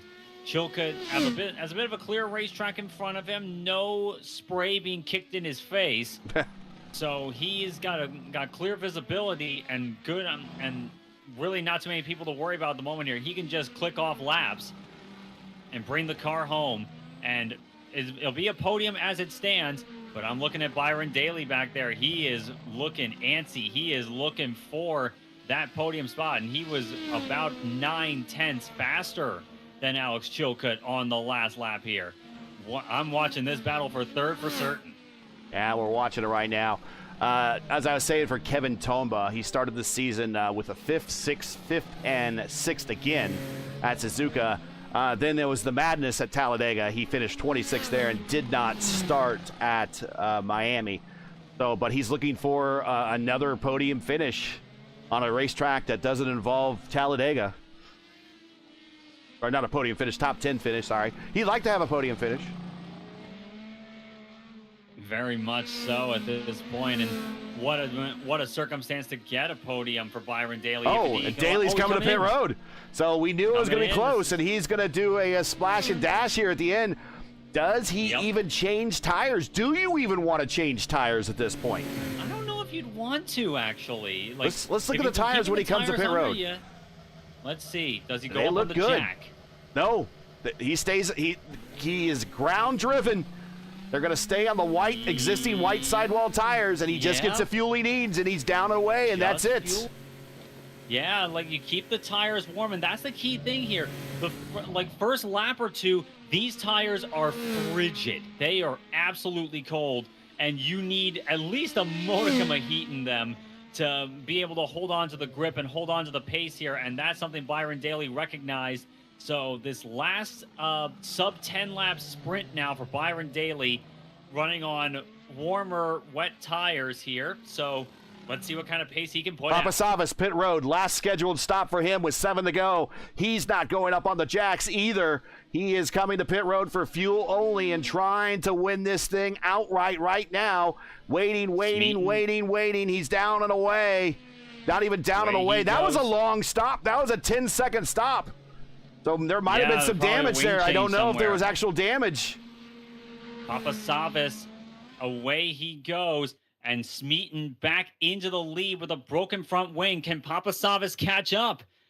This is made for a very interesting battle for the win. Do we see anything change as he comes off of pit road? We're waiting. I don't see. I think we might have saw a little bit with the right front wing plane snap in. Let's watch it again. This is only going back 10 seconds. It's not very long. We'll get back to the action of the race. Watch the right front wing plane. So it's a camera left. Does it snap back into place? Yes, it does. That was the penalty right there. So we were right. Yeah, it did. I just saw it on mine. Yeah, that was a wing change for Papasavas. So that bit more grip under him. And, of course, on hot tires, he is going to have pace for certain. JT Smeaton leads the race, but the question is, can he hold it on to the end of it? We're going to be coming to lap 49 of 54. Papasavas has got to get everything exactly right to hold on and to get by him and get this win in the bag. He has been very strong all race here. He has been proving himself to be a rainmaster so far. Can JT Smeaton now with a 3.6 second lead with a wounded bird bring this car home the victory lane and get another victory this season after an unlikely scenario where he's wounded. He lost the lead. He's had some bad luck on the racetrack. Every car sliding off on this race just about happened right in his neighborhood, right in front of him. Can he get the win? Maximum drama in effect right now as we watch JT Smeaton, your points leader now, 2.6 seconds as the leader with the wounded front wing. Can he hold off a very now invigorated and repaired Evan Papasavas, who has now a new front wing and enough fuel to go the distance, and he is running them down? Yes, he is. Papasavas can run it a bit richer. He can run it with more grip underneath him aerodynamically, a bit more grip than he would if he changed tires. So he has got every advantage so far at the moment here. The main thing, you got to keep the car underneath you. The conditions are still utterly treacherous. The rain is pouring still. Gets the power down. 2 seconds. Short straightaway. Got about 2 seconds now. Now under 2 seconds. Now, we've said it before. We've said this many times in these broadcasts. As he slides through these last set of corners here on this racetrack. But catching is one thing. Passing is another. Indeed so, and none more so here at Detroit. There are a few places you could do it, obviously. But overtaking at Belle Isle is a difficult task in of itself in most places on this track. The rain can make it easy, can make it harder. As we say, it's the great equalizer. And right now the pace goes to Papasavas. How will the racecraft go? If this was a dry race, this might be a different situation. I would agree. Yes, but this is going to make this race truly unique. Oh, car off in this final corner right before the backstretch, excuse me, and that is Tucker Saylor. 9th place, loops it around, gets it back going. Don't think he hit too much. But again, right in front of the leader once again. Yep. Now looking at getting under less than a second here. Yep, it's very much like, you don't even need us to say it. It is right there. Not quite gearbox close, but it's getting there right now. Looking at the gap that has already been gained for Papasavas on JT Smeaton. Smeaton holding on to that race car for dear life. Last time around for Smeaton, a 32.4 with a broken wing. Papasavas, 30.6. Papasavas is flying through the rain right now. And now it's getting to the point where the spray is coming into effect. That spray is getting kicked in his face right now from the back of JT Smeaton's number 46 machine. He's got a lot of momentum down this straight. I don't think it's going to be enough to get it on the corner here. Oh, he's going to try, though. He's having to look to the inside into turn number 3. Big twitch for runs both. A bit wide there. Almost banging wheels there. Almost banging wheels on exit, but Papasavas clears him. Not by much. Turn number 4. Not by much. Oh, and Smeaton not too keen on giving that up easily. He's going to try everything he can here. Big kick of the tail in turn number 5 through 6. Can Smeaton get the power down? Struggles to do so. Papasavas also kind of struggled there too. He kicked the back of the car out there. This isn't over yet. Conditions really don't call for giving anyone the win, even though we might have just witnessed the pass for the win there. Possibly so, but you never know. In this instance, it's going to be 3 to go. Evagoras Papasavas proven himself to be a rainmaster tonight. What a welcome back to the series after about a year and a half away and getting your first win in the cards, I would say. Oh, we got a battle brewing for third. Big battle brewing for third. DeFavis has caught Chilcutt. Actually, Chilcutt might have got around DeFavis. Actually, DeFavis, remember, he is wounded. Yes, he is. DeFavis. Oh, Chilcutt blinks out. I will say, yeah, last time around, I will say Tanner DeFavis was 0.8 of a second faster than Alex Chilcutt, even with the broken wing. So I think, I don't think he passed him. I think he caught him with the damaged car. And Chilcutt is blinking, so that can't be good. Yes. Yeah, and that could easily throw you off there, even if you're Tanner DeFavis there. It's like, is he having connection issues or is he not? Right now his ping is a tad bit high, but it's not really in dangerous territory right now for Alex Chilcutt, so he's able to hold on to that for now. Chilcutt, though, having to worry about Tanner DeFavis there, and that has got to be frustrating because DeFavis... Oh, and Caleb Bensie's in the neighborhood, too, with 3 laps to go and conditions. No one is out of this battle yet. Yeah, very much. Not sure where that big cough came from. Yeah. It's the weather. Yeah. Yeah, hopefully not some pneumonia kicking in here, but Alex Chilcutt holding on to position here, but Tanner DeFabis, I'm really keeping an eye on his performance right now. That wing is not doing him any favors, but he is taking it in his stride right now. As Papasavas comes up to the line, it was less than a second between him and Smeaton. It's now just slightly over a second. So Papasavas pulling away ever so slightly over JT Smeaton. Smeaton has been indomitable in the last few road course races. Has he met his match with the rainy conditions here and just the chaos against Evagoras Papasavas? We got less than 2 laps to figure it out. At some point, though, put yourself in JT's shoes. You want to stay in it because you know anything can happen with Papasavas in front of you with the conditions. But when do you just say, discretion, better part of valor, I'm going to finish in second, I'm going to make some points on Tanner and extend my points lead going into an oval race here next week. All in all, everything, all things considered, with everything you avoided on the racetrack, everything you overcame with the damaged wing, you got to consider yourself pretty lucky to be even on the second step at this point. Yeah, and that's one thing you also got to remember in this situation is that Smeaton is still gaining a gap over the man that really matters in the championship fight, and that's Tanner DeFabis.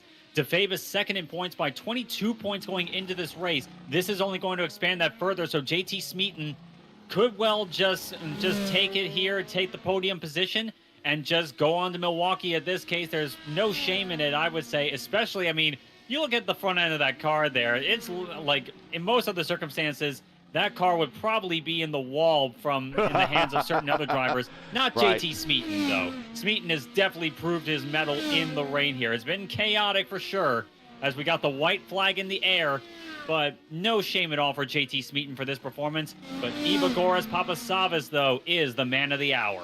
But this battle for third's not over yet. Chilcutt might have a little bit of an edge, but Caleb Benzie has now reached DeFabis, and he might even take a stab at him coming off a Corvette corner down into turn 3. This is going to be for 4th spot. He is back, and Caleb Benzie all the way down to the... Oh, Caleb into the wall! And he slides into the back of Tanner DeFabis! Into each other! Oh my goodness! Tanner has a black flag! Tanner has a black flag. I'm not sure you're going to see... Everything you're going to see is going to be unofficial results coming up. DeFabis with a black flag on the last lap and a broken rear wing now. He's having to limp that car around there. How many positions will he be bought for that? But Tanner DeFabis and Caleb Benzie getting shovey on the last lap here, and both of them suffer the consequences. But Evagoras Papasavas, welcome back to the series. Year and a half later. I bet you didn't expect to win, did you, Evagoras? Off the final corner, Papasavas wins in a rainy day at Detroit. Beautifully done. 29th Smeaton different winner in the Formula Indy Series history. Smeaton second. Chilcutt will be coming around third. For P3. Best finish of the season. DeFabis, I think, will still hold on to 4th position on the racetrack, and Benzie 5th. I'm just wondering, DeFabis now coming onto pit road on the last lap. Probably realized what that penalty will entail at the end of the day. Checkered flag flies for DeFabis. Benzie actually nips him at the line, yeah. Yeah, Benzie nipped him for P4 there, and did that probably in that case was just incident limit for Tanner DeFabis with that black flag appearing there, and just what a frustrating day. I mean, normally a top 5 is a solid result, but you gotta be frustrated if you are Tanner DeFabis in that situation. Let's get final results in, and then we're going to have a very interesting podium interview. Oh, yes.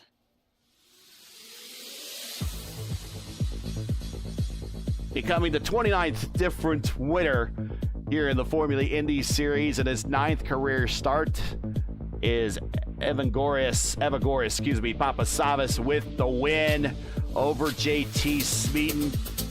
Smeaton's going to extend his points lead a little bit. Now, consider these unofficial results. We don't know how this is going to be ruled on post-race. We've seen that some of the, specifically Talladega, case in point. I think we had a DQ for one of the drivers at Talladega to finish in the top 10. So these are unofficial.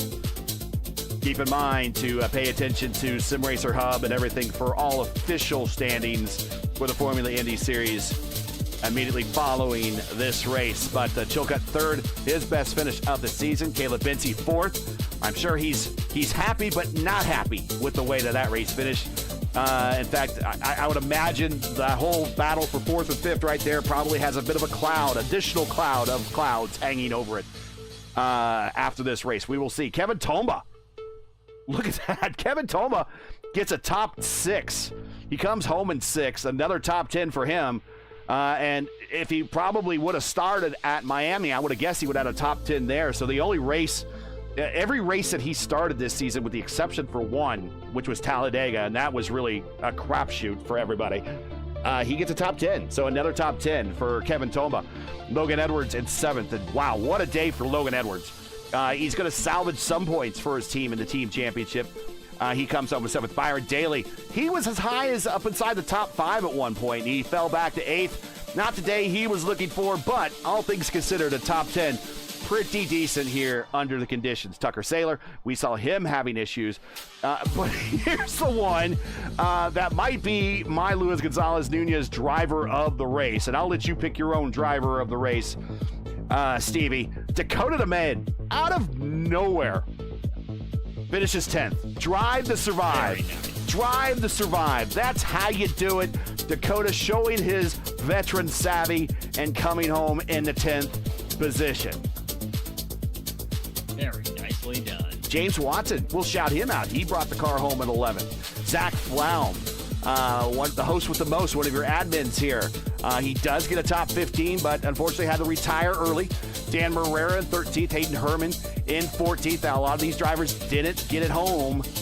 It's just one of those days. Kyle Allen, Nick Goyette, Victor Aldrich, Nate Seifer, Ethan Stanley. Look at these, some of these: Seifer, Stanley, Marrera. Zach Flaum has some podiums to his name. James Watson, same. Just a rough day for a lot of these drivers. Tommy Raval, Costello, Joey Selmans. Probably after he retired, just goes draw some things. I mean, that's what I would do if I was sponsoring this race.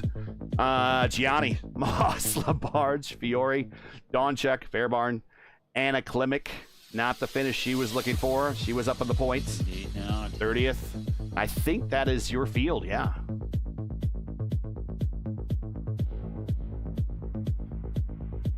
So we're going to run some B-roll here when it was drier. Actually, look at the track map up. I'm very sorry about that. And let's get the rain bug off there as well. Let's go back and show everyone the top 20 and the top 10 without the track map there.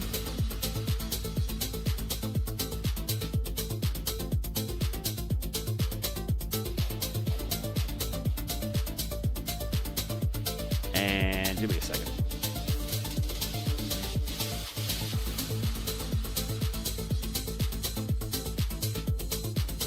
Yeah, there we go. Detroit, when it's dry. Yep.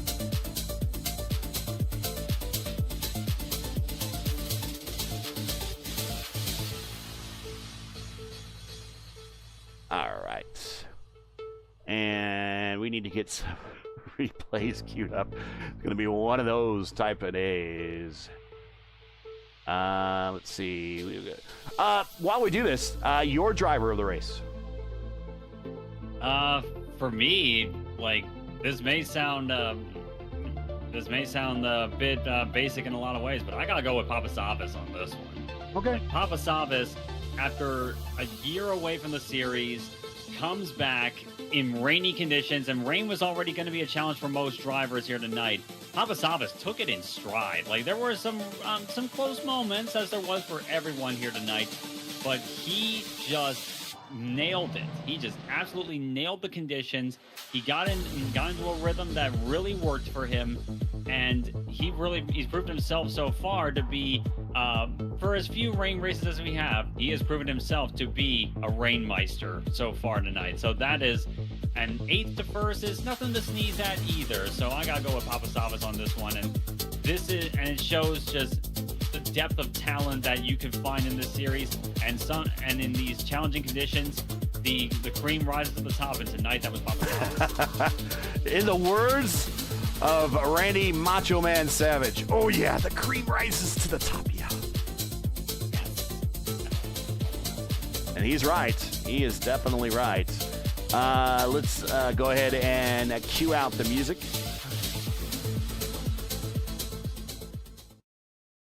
And I get into the interview room, and we have everyone there. So we'll bring in Alex Chilcutt, and here he is, our defending series champion. Best finish of the season. Congratulations. Wow, bit of a shock. Let's talk about the race. I'm sure the conditions were challenging. That's going to be the topic of a conversation there. But your ascension through the top 10, I mean, you started in the bottom portion of the top 10 and just worked your way up through a lot of incidents. But talk about your surprise when you're gritting up and then all of a sudden, nice and dry through qualifying, no practice on the wet tires whatsoever, and then we start gritting up and it is raining. Yeah, that was it was a little scary for sure. I've never driven at BELLE before. For today, so to drive here, really trial by fire there. Yeah, in the rain, it was intense, but I've put in a little bit of work with my rain driving. I think I've improved it quite a bit from last year, so I was confident going in. But there's always that potential where you hit a puddle or you hydroplane just a little bit, and it's like, well, that's the end of it. So you got to be a little careful. But yeah, I was confident. Go ahead, Stevie. Yeah, and that confidence certainly served you well here tonight, and it's definitely needed, I think, because it's saying something being the defending series champion, and you've had strong performances, just not the results to match it up here. You're always very consistent here, but it just has not quite clicked for you. Do you think that? And sure, it's a bit of an odd case, but do you think that this could be a bit of a turnaround, perhaps? Yeah, I think between Suzuka and then Miami and then this, it's 3 good results, kind of back to back to back, something to build on. Definitely had a rough start to the season, but you look at some of the guys that are in here now. My teammate JT is unbelievably quick. Evagris, I didn't ask him how to pronounce his name, so I'm not sure if I got that right, but Indy Next driver in real life, the current Formula Regional Americas championship leader. These guys are no slouches, so the competition's on another level this year. Yeah, I did give you credit for that in the program. I did say that you've kind of started this season off a little rough, but you are the defending series champion. It's nothing against your performance, but I think everyone this season sees an opportunity and have really stepped up their racecraft at every single race and almost every single lap. Is you're racing hard here. Yeah, nothing is free. I think compared to last year, where the guys that I was racing were familiar, like they were the same throughout the whole season. But here now we've got guys coming in middle of the season and going straight to the front of the pack, and it's a different environment. Definitely something that's interesting to deal with, but everybody's been clean so far. Everybody's raced very hard, and I think that's one of the best parts about this series. Even if I'm not on the podium, the battles in the top 10 are still really, really good.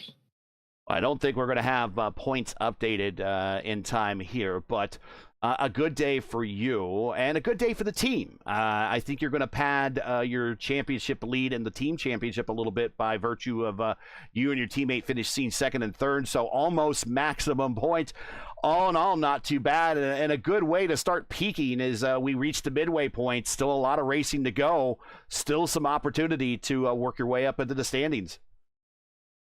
Yeah, absolutely. Hopefully in the driver's standings, I can get up towards that top 5. I think that's a pretty reasonable goal given how the season's gone so far. And then, yeah, JT and I, we're definitely shooting for that team championship. I think we got a really good opportunity to win that this year.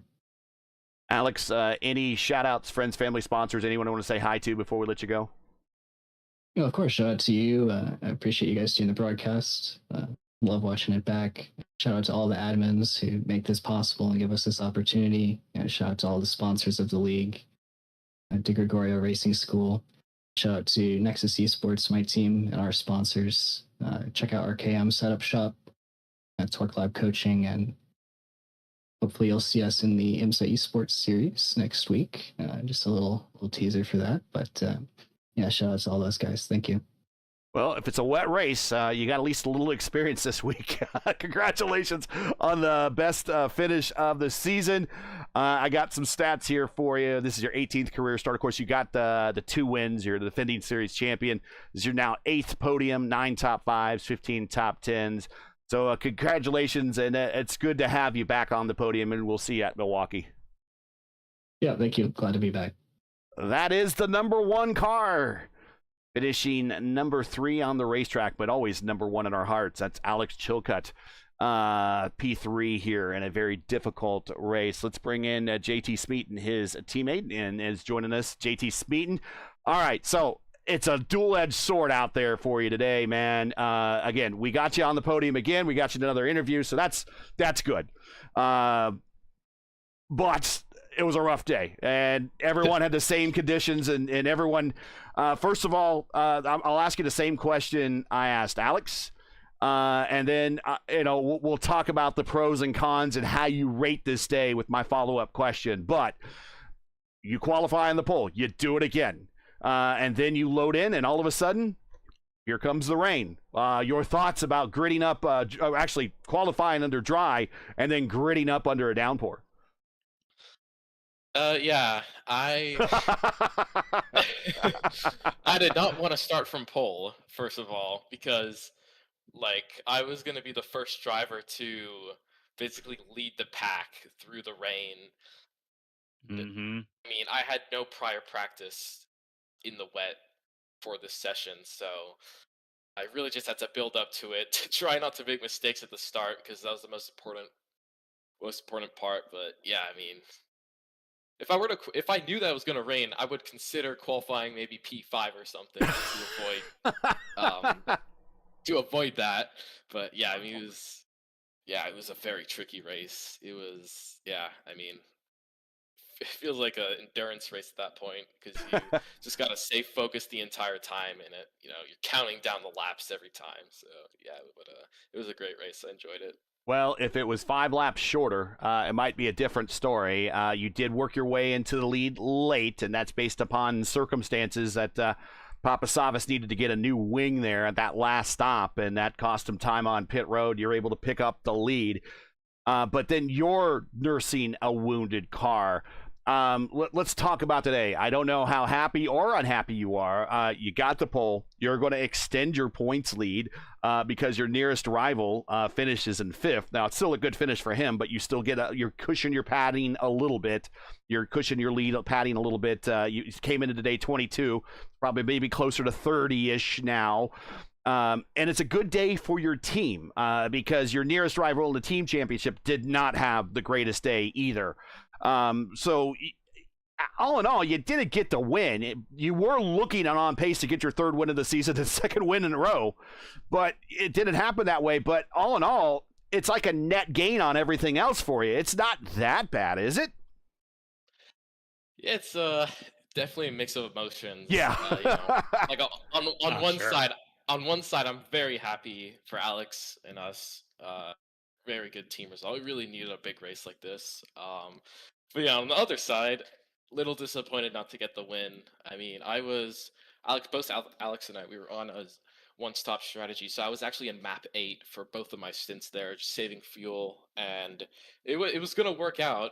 I wasn't losing too much time in map 8, but yeah, I lost a little bit of focus going into turn 7, locked the rears, and I will say I'm very lucky that half of my front wing stayed on, because if it was the entire front wing, I don't know if I would have been on the podium there. But yeah, it's just real mixed bag of emotions. Before I want another follow-up question, because you mentioned something, and I know Stevie's got a question queued up for you here. Yeah. You went to map 8.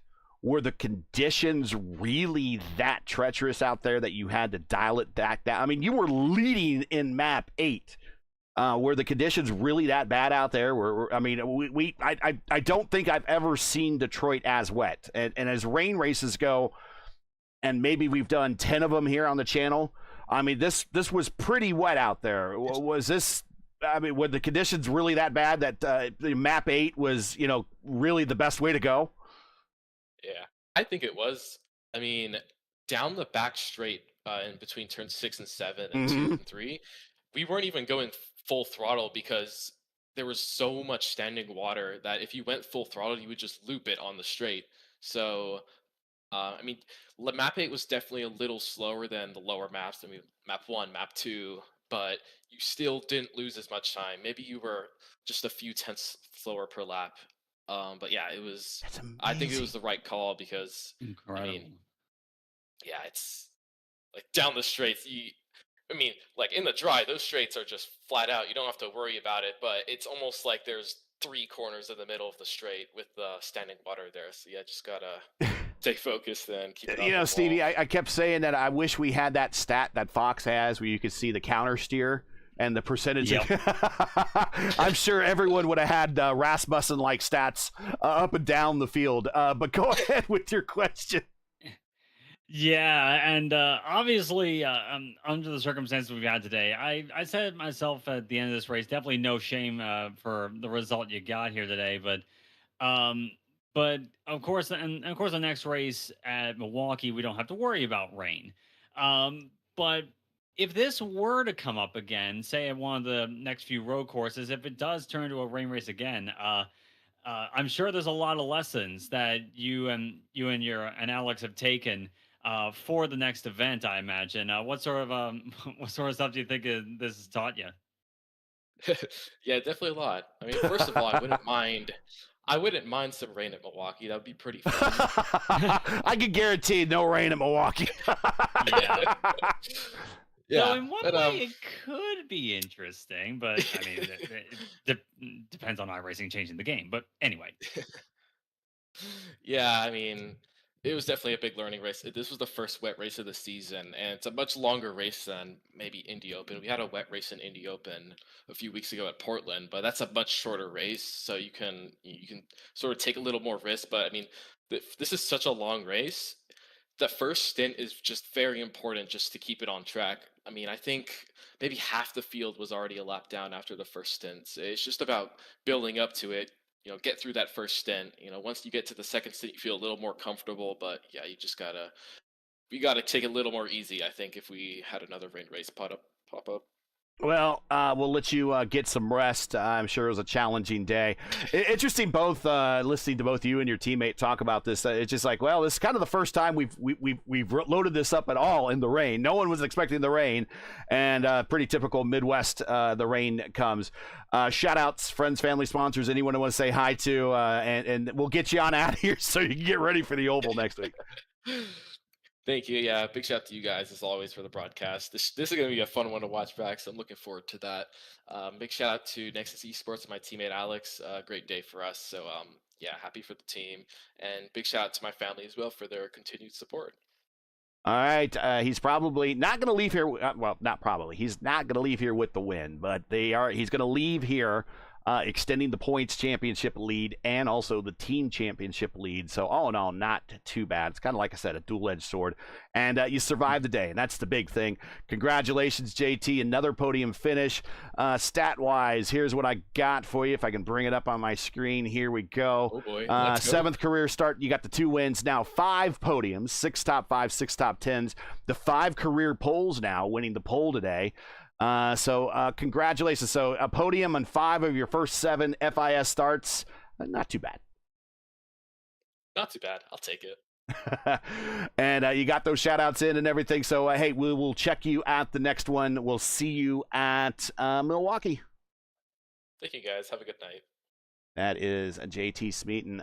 Let's bring in Mr. Papa Savas. And you heard him say, I think it was Alex giving his pro resume, and you might want to, while I give him his question and everything, and you get a chance, Stevie. Go pull up his stats so we can give him his real world stats that he's got going on. But he's very an accomplished driver in his own Way right. ahead of you. Yeah, and here he is joining us. Tonight's winner, he is the 29th different winner in the history of the Formula Indy Series, returning to us after a 504-day absence under his last start. Getting the win today. Don't quite have the record between your first start and your first win. That record belongs to Christopher Hill. That was 679 days. But your first start and first win here in the series is 595 days. Previous today, your best finish was a second at Sebring back in season 7. But getting the win today, I no doubt probably some of your real-world driving skill set helped today. But look, man, it was the same situation out there for everybody.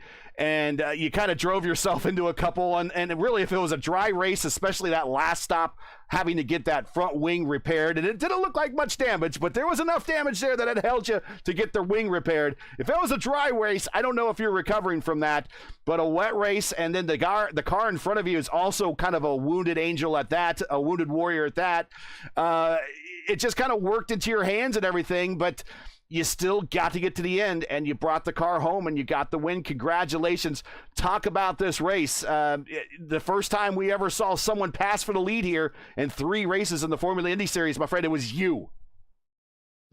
Well, thank you. I appreciate it. But yeah, I mean, I have had a really long absence. I did the series back in season 7 when the team first brought it up to me.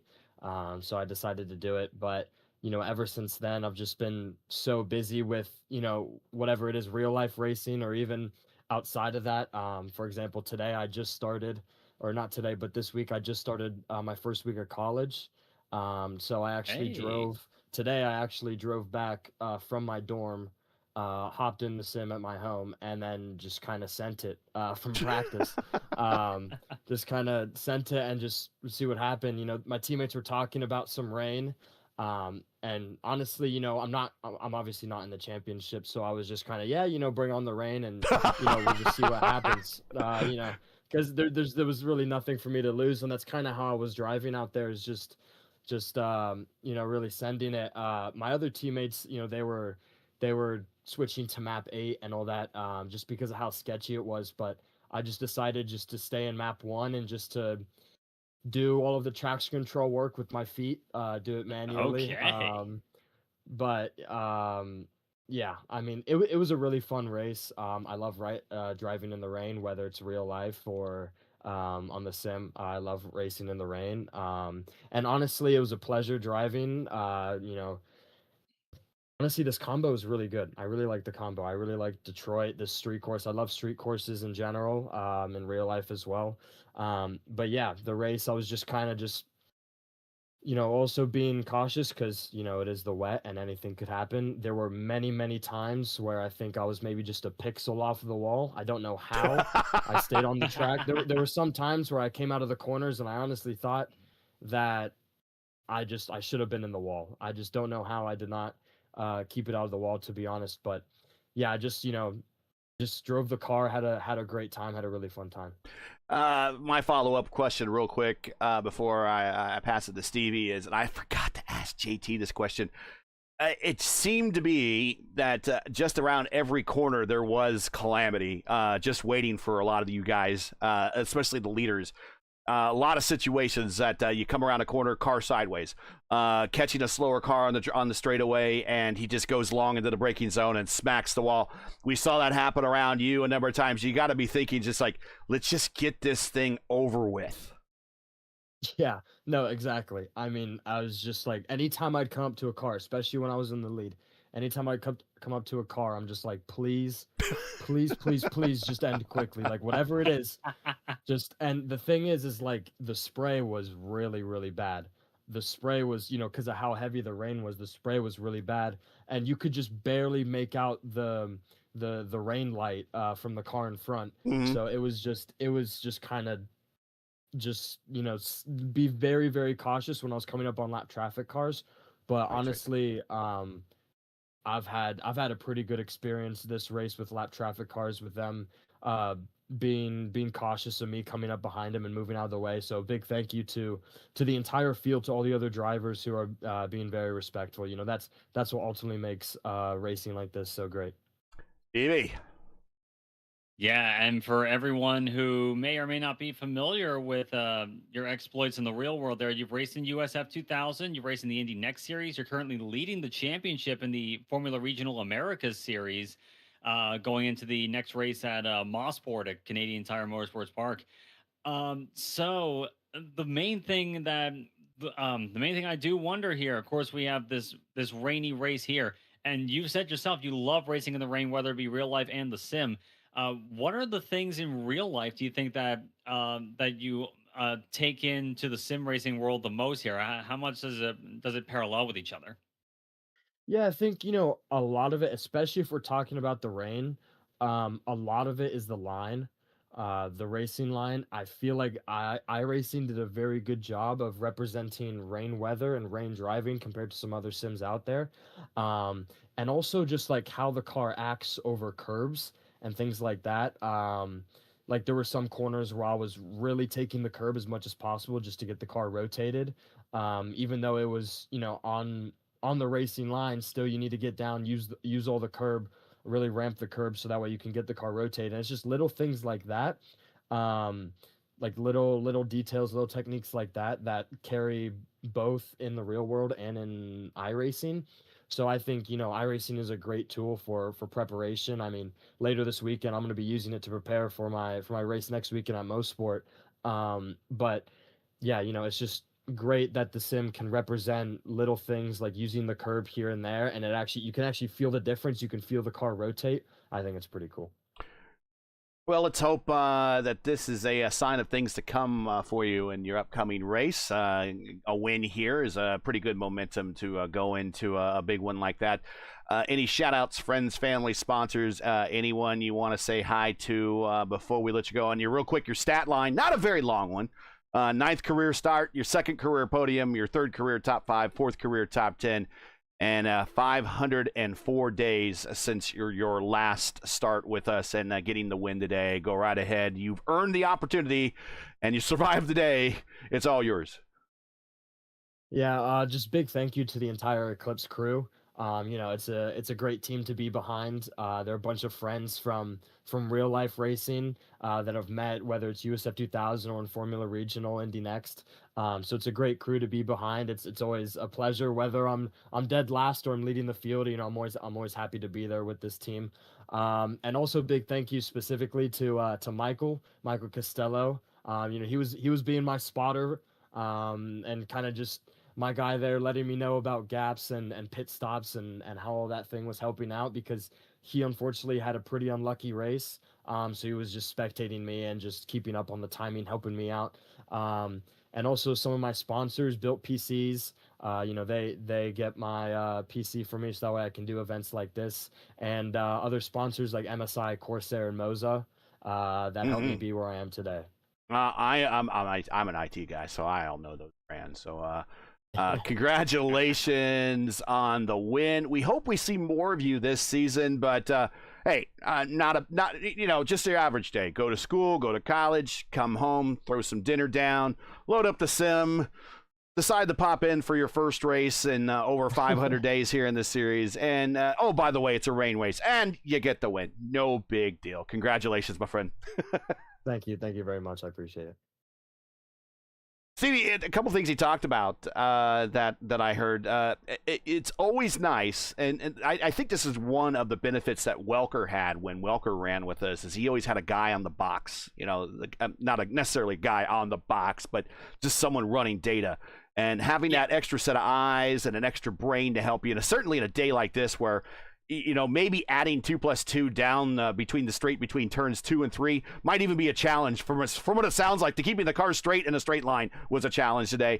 But sound like that he definitely had some help there. That was a good benefit. And then also in general, just it sounds to me that real world exercise never really hurts when it comes to when you have to do this in iRacing. And I would imagine very few of us, other than maybe driving our street car on a wet road, have any real world high performance race car experience in the rain. Very much so, and especially so with a car like an IndyCar, no less.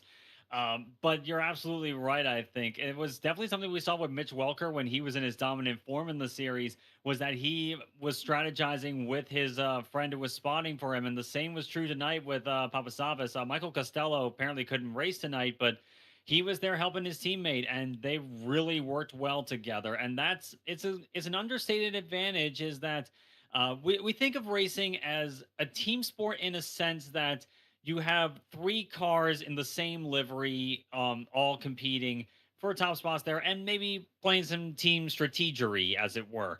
But no, it also holds true for people that are guiding you along there, guiding the pit strategy. It's definitely true in the real world here, and it's one of the things of having really building up relationships with the people you know in iRacing here. And I've definitely made a lot of friends in iRacing over the years who would spot for me, and I would spot for my friends there. And it really can be a big leg up for a lot of drivers here.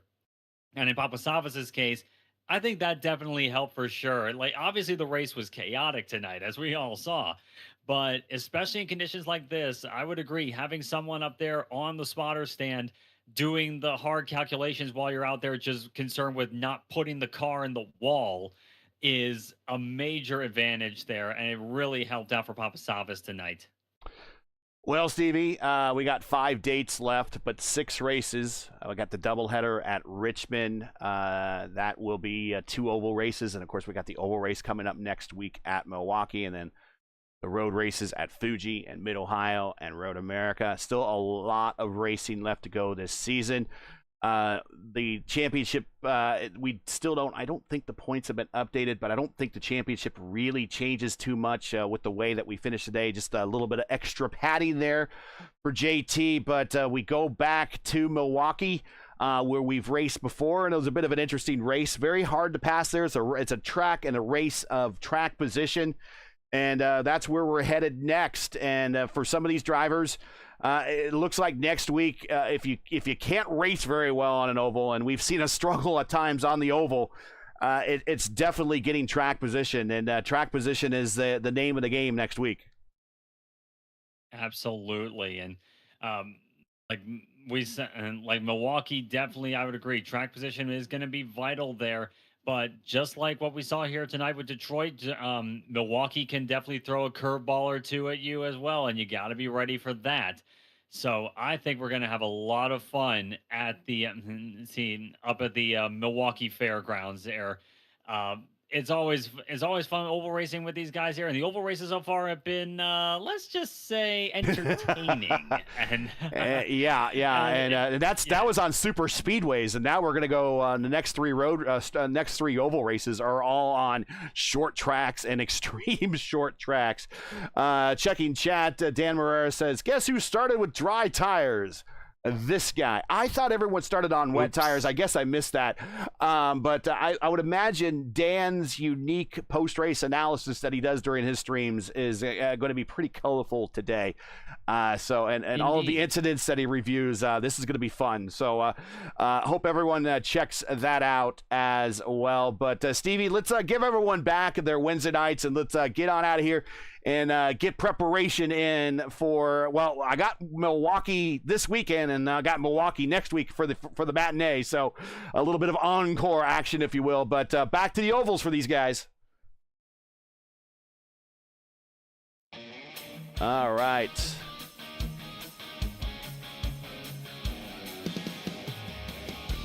So that's it for tonight. Once again, your podium from Belle Isle for the 3rd running of the Superior Detroit Layout Grand Prix. I don't think the layout had anything to do with anything today. I would agree. Presented by Jay Selman's Motorsports Arts. First driver not named Mitch Welker in the Formula Indy Series to get a win here at Detroit, and he becomes the, I think I said 29th different winner in series history. Double check that. 29th different winner. So we could almost put a full lineup in for Indianapolis with different winners here in the Formula Indy Series. 29th different winner in the series history over 9 seasons is Evagorius Papasavas with the win here tonight in the rain. JT Smeaton survives and comes home in second and extends his points lead. And together with his teammate, Alex Chilcutt gets his best finish of the season. They will extend their team points lead in the team championship as we head into next week. Next week, Wednesday, September 2nd, as we continue this season 9 of the Formula Indy Series presented by the DiGregorio Racing School at the Milwaukee Mile for the, here we go, another unique name of a race, the Cheese Curds and Cold Beer Milwaukee 150 presented by J. Salmons Motorsports Art. So if you want unique motorsports artwork and also unique race names, I guess you need to check with Joey. Most Milwaukee name I've ever heard.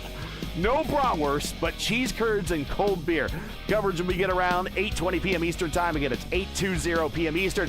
And remember, as always, for the correct time in your area, you can find everything right here at YouTube at youtube.com/@P1 Broadcasting. Now, as you know, the YouTube algorithm game's not easy, so please help support P1 with the weekly grind. Leave a comment below. Let us know your thoughts. Tonight's race. You enjoyed tonight's coverage.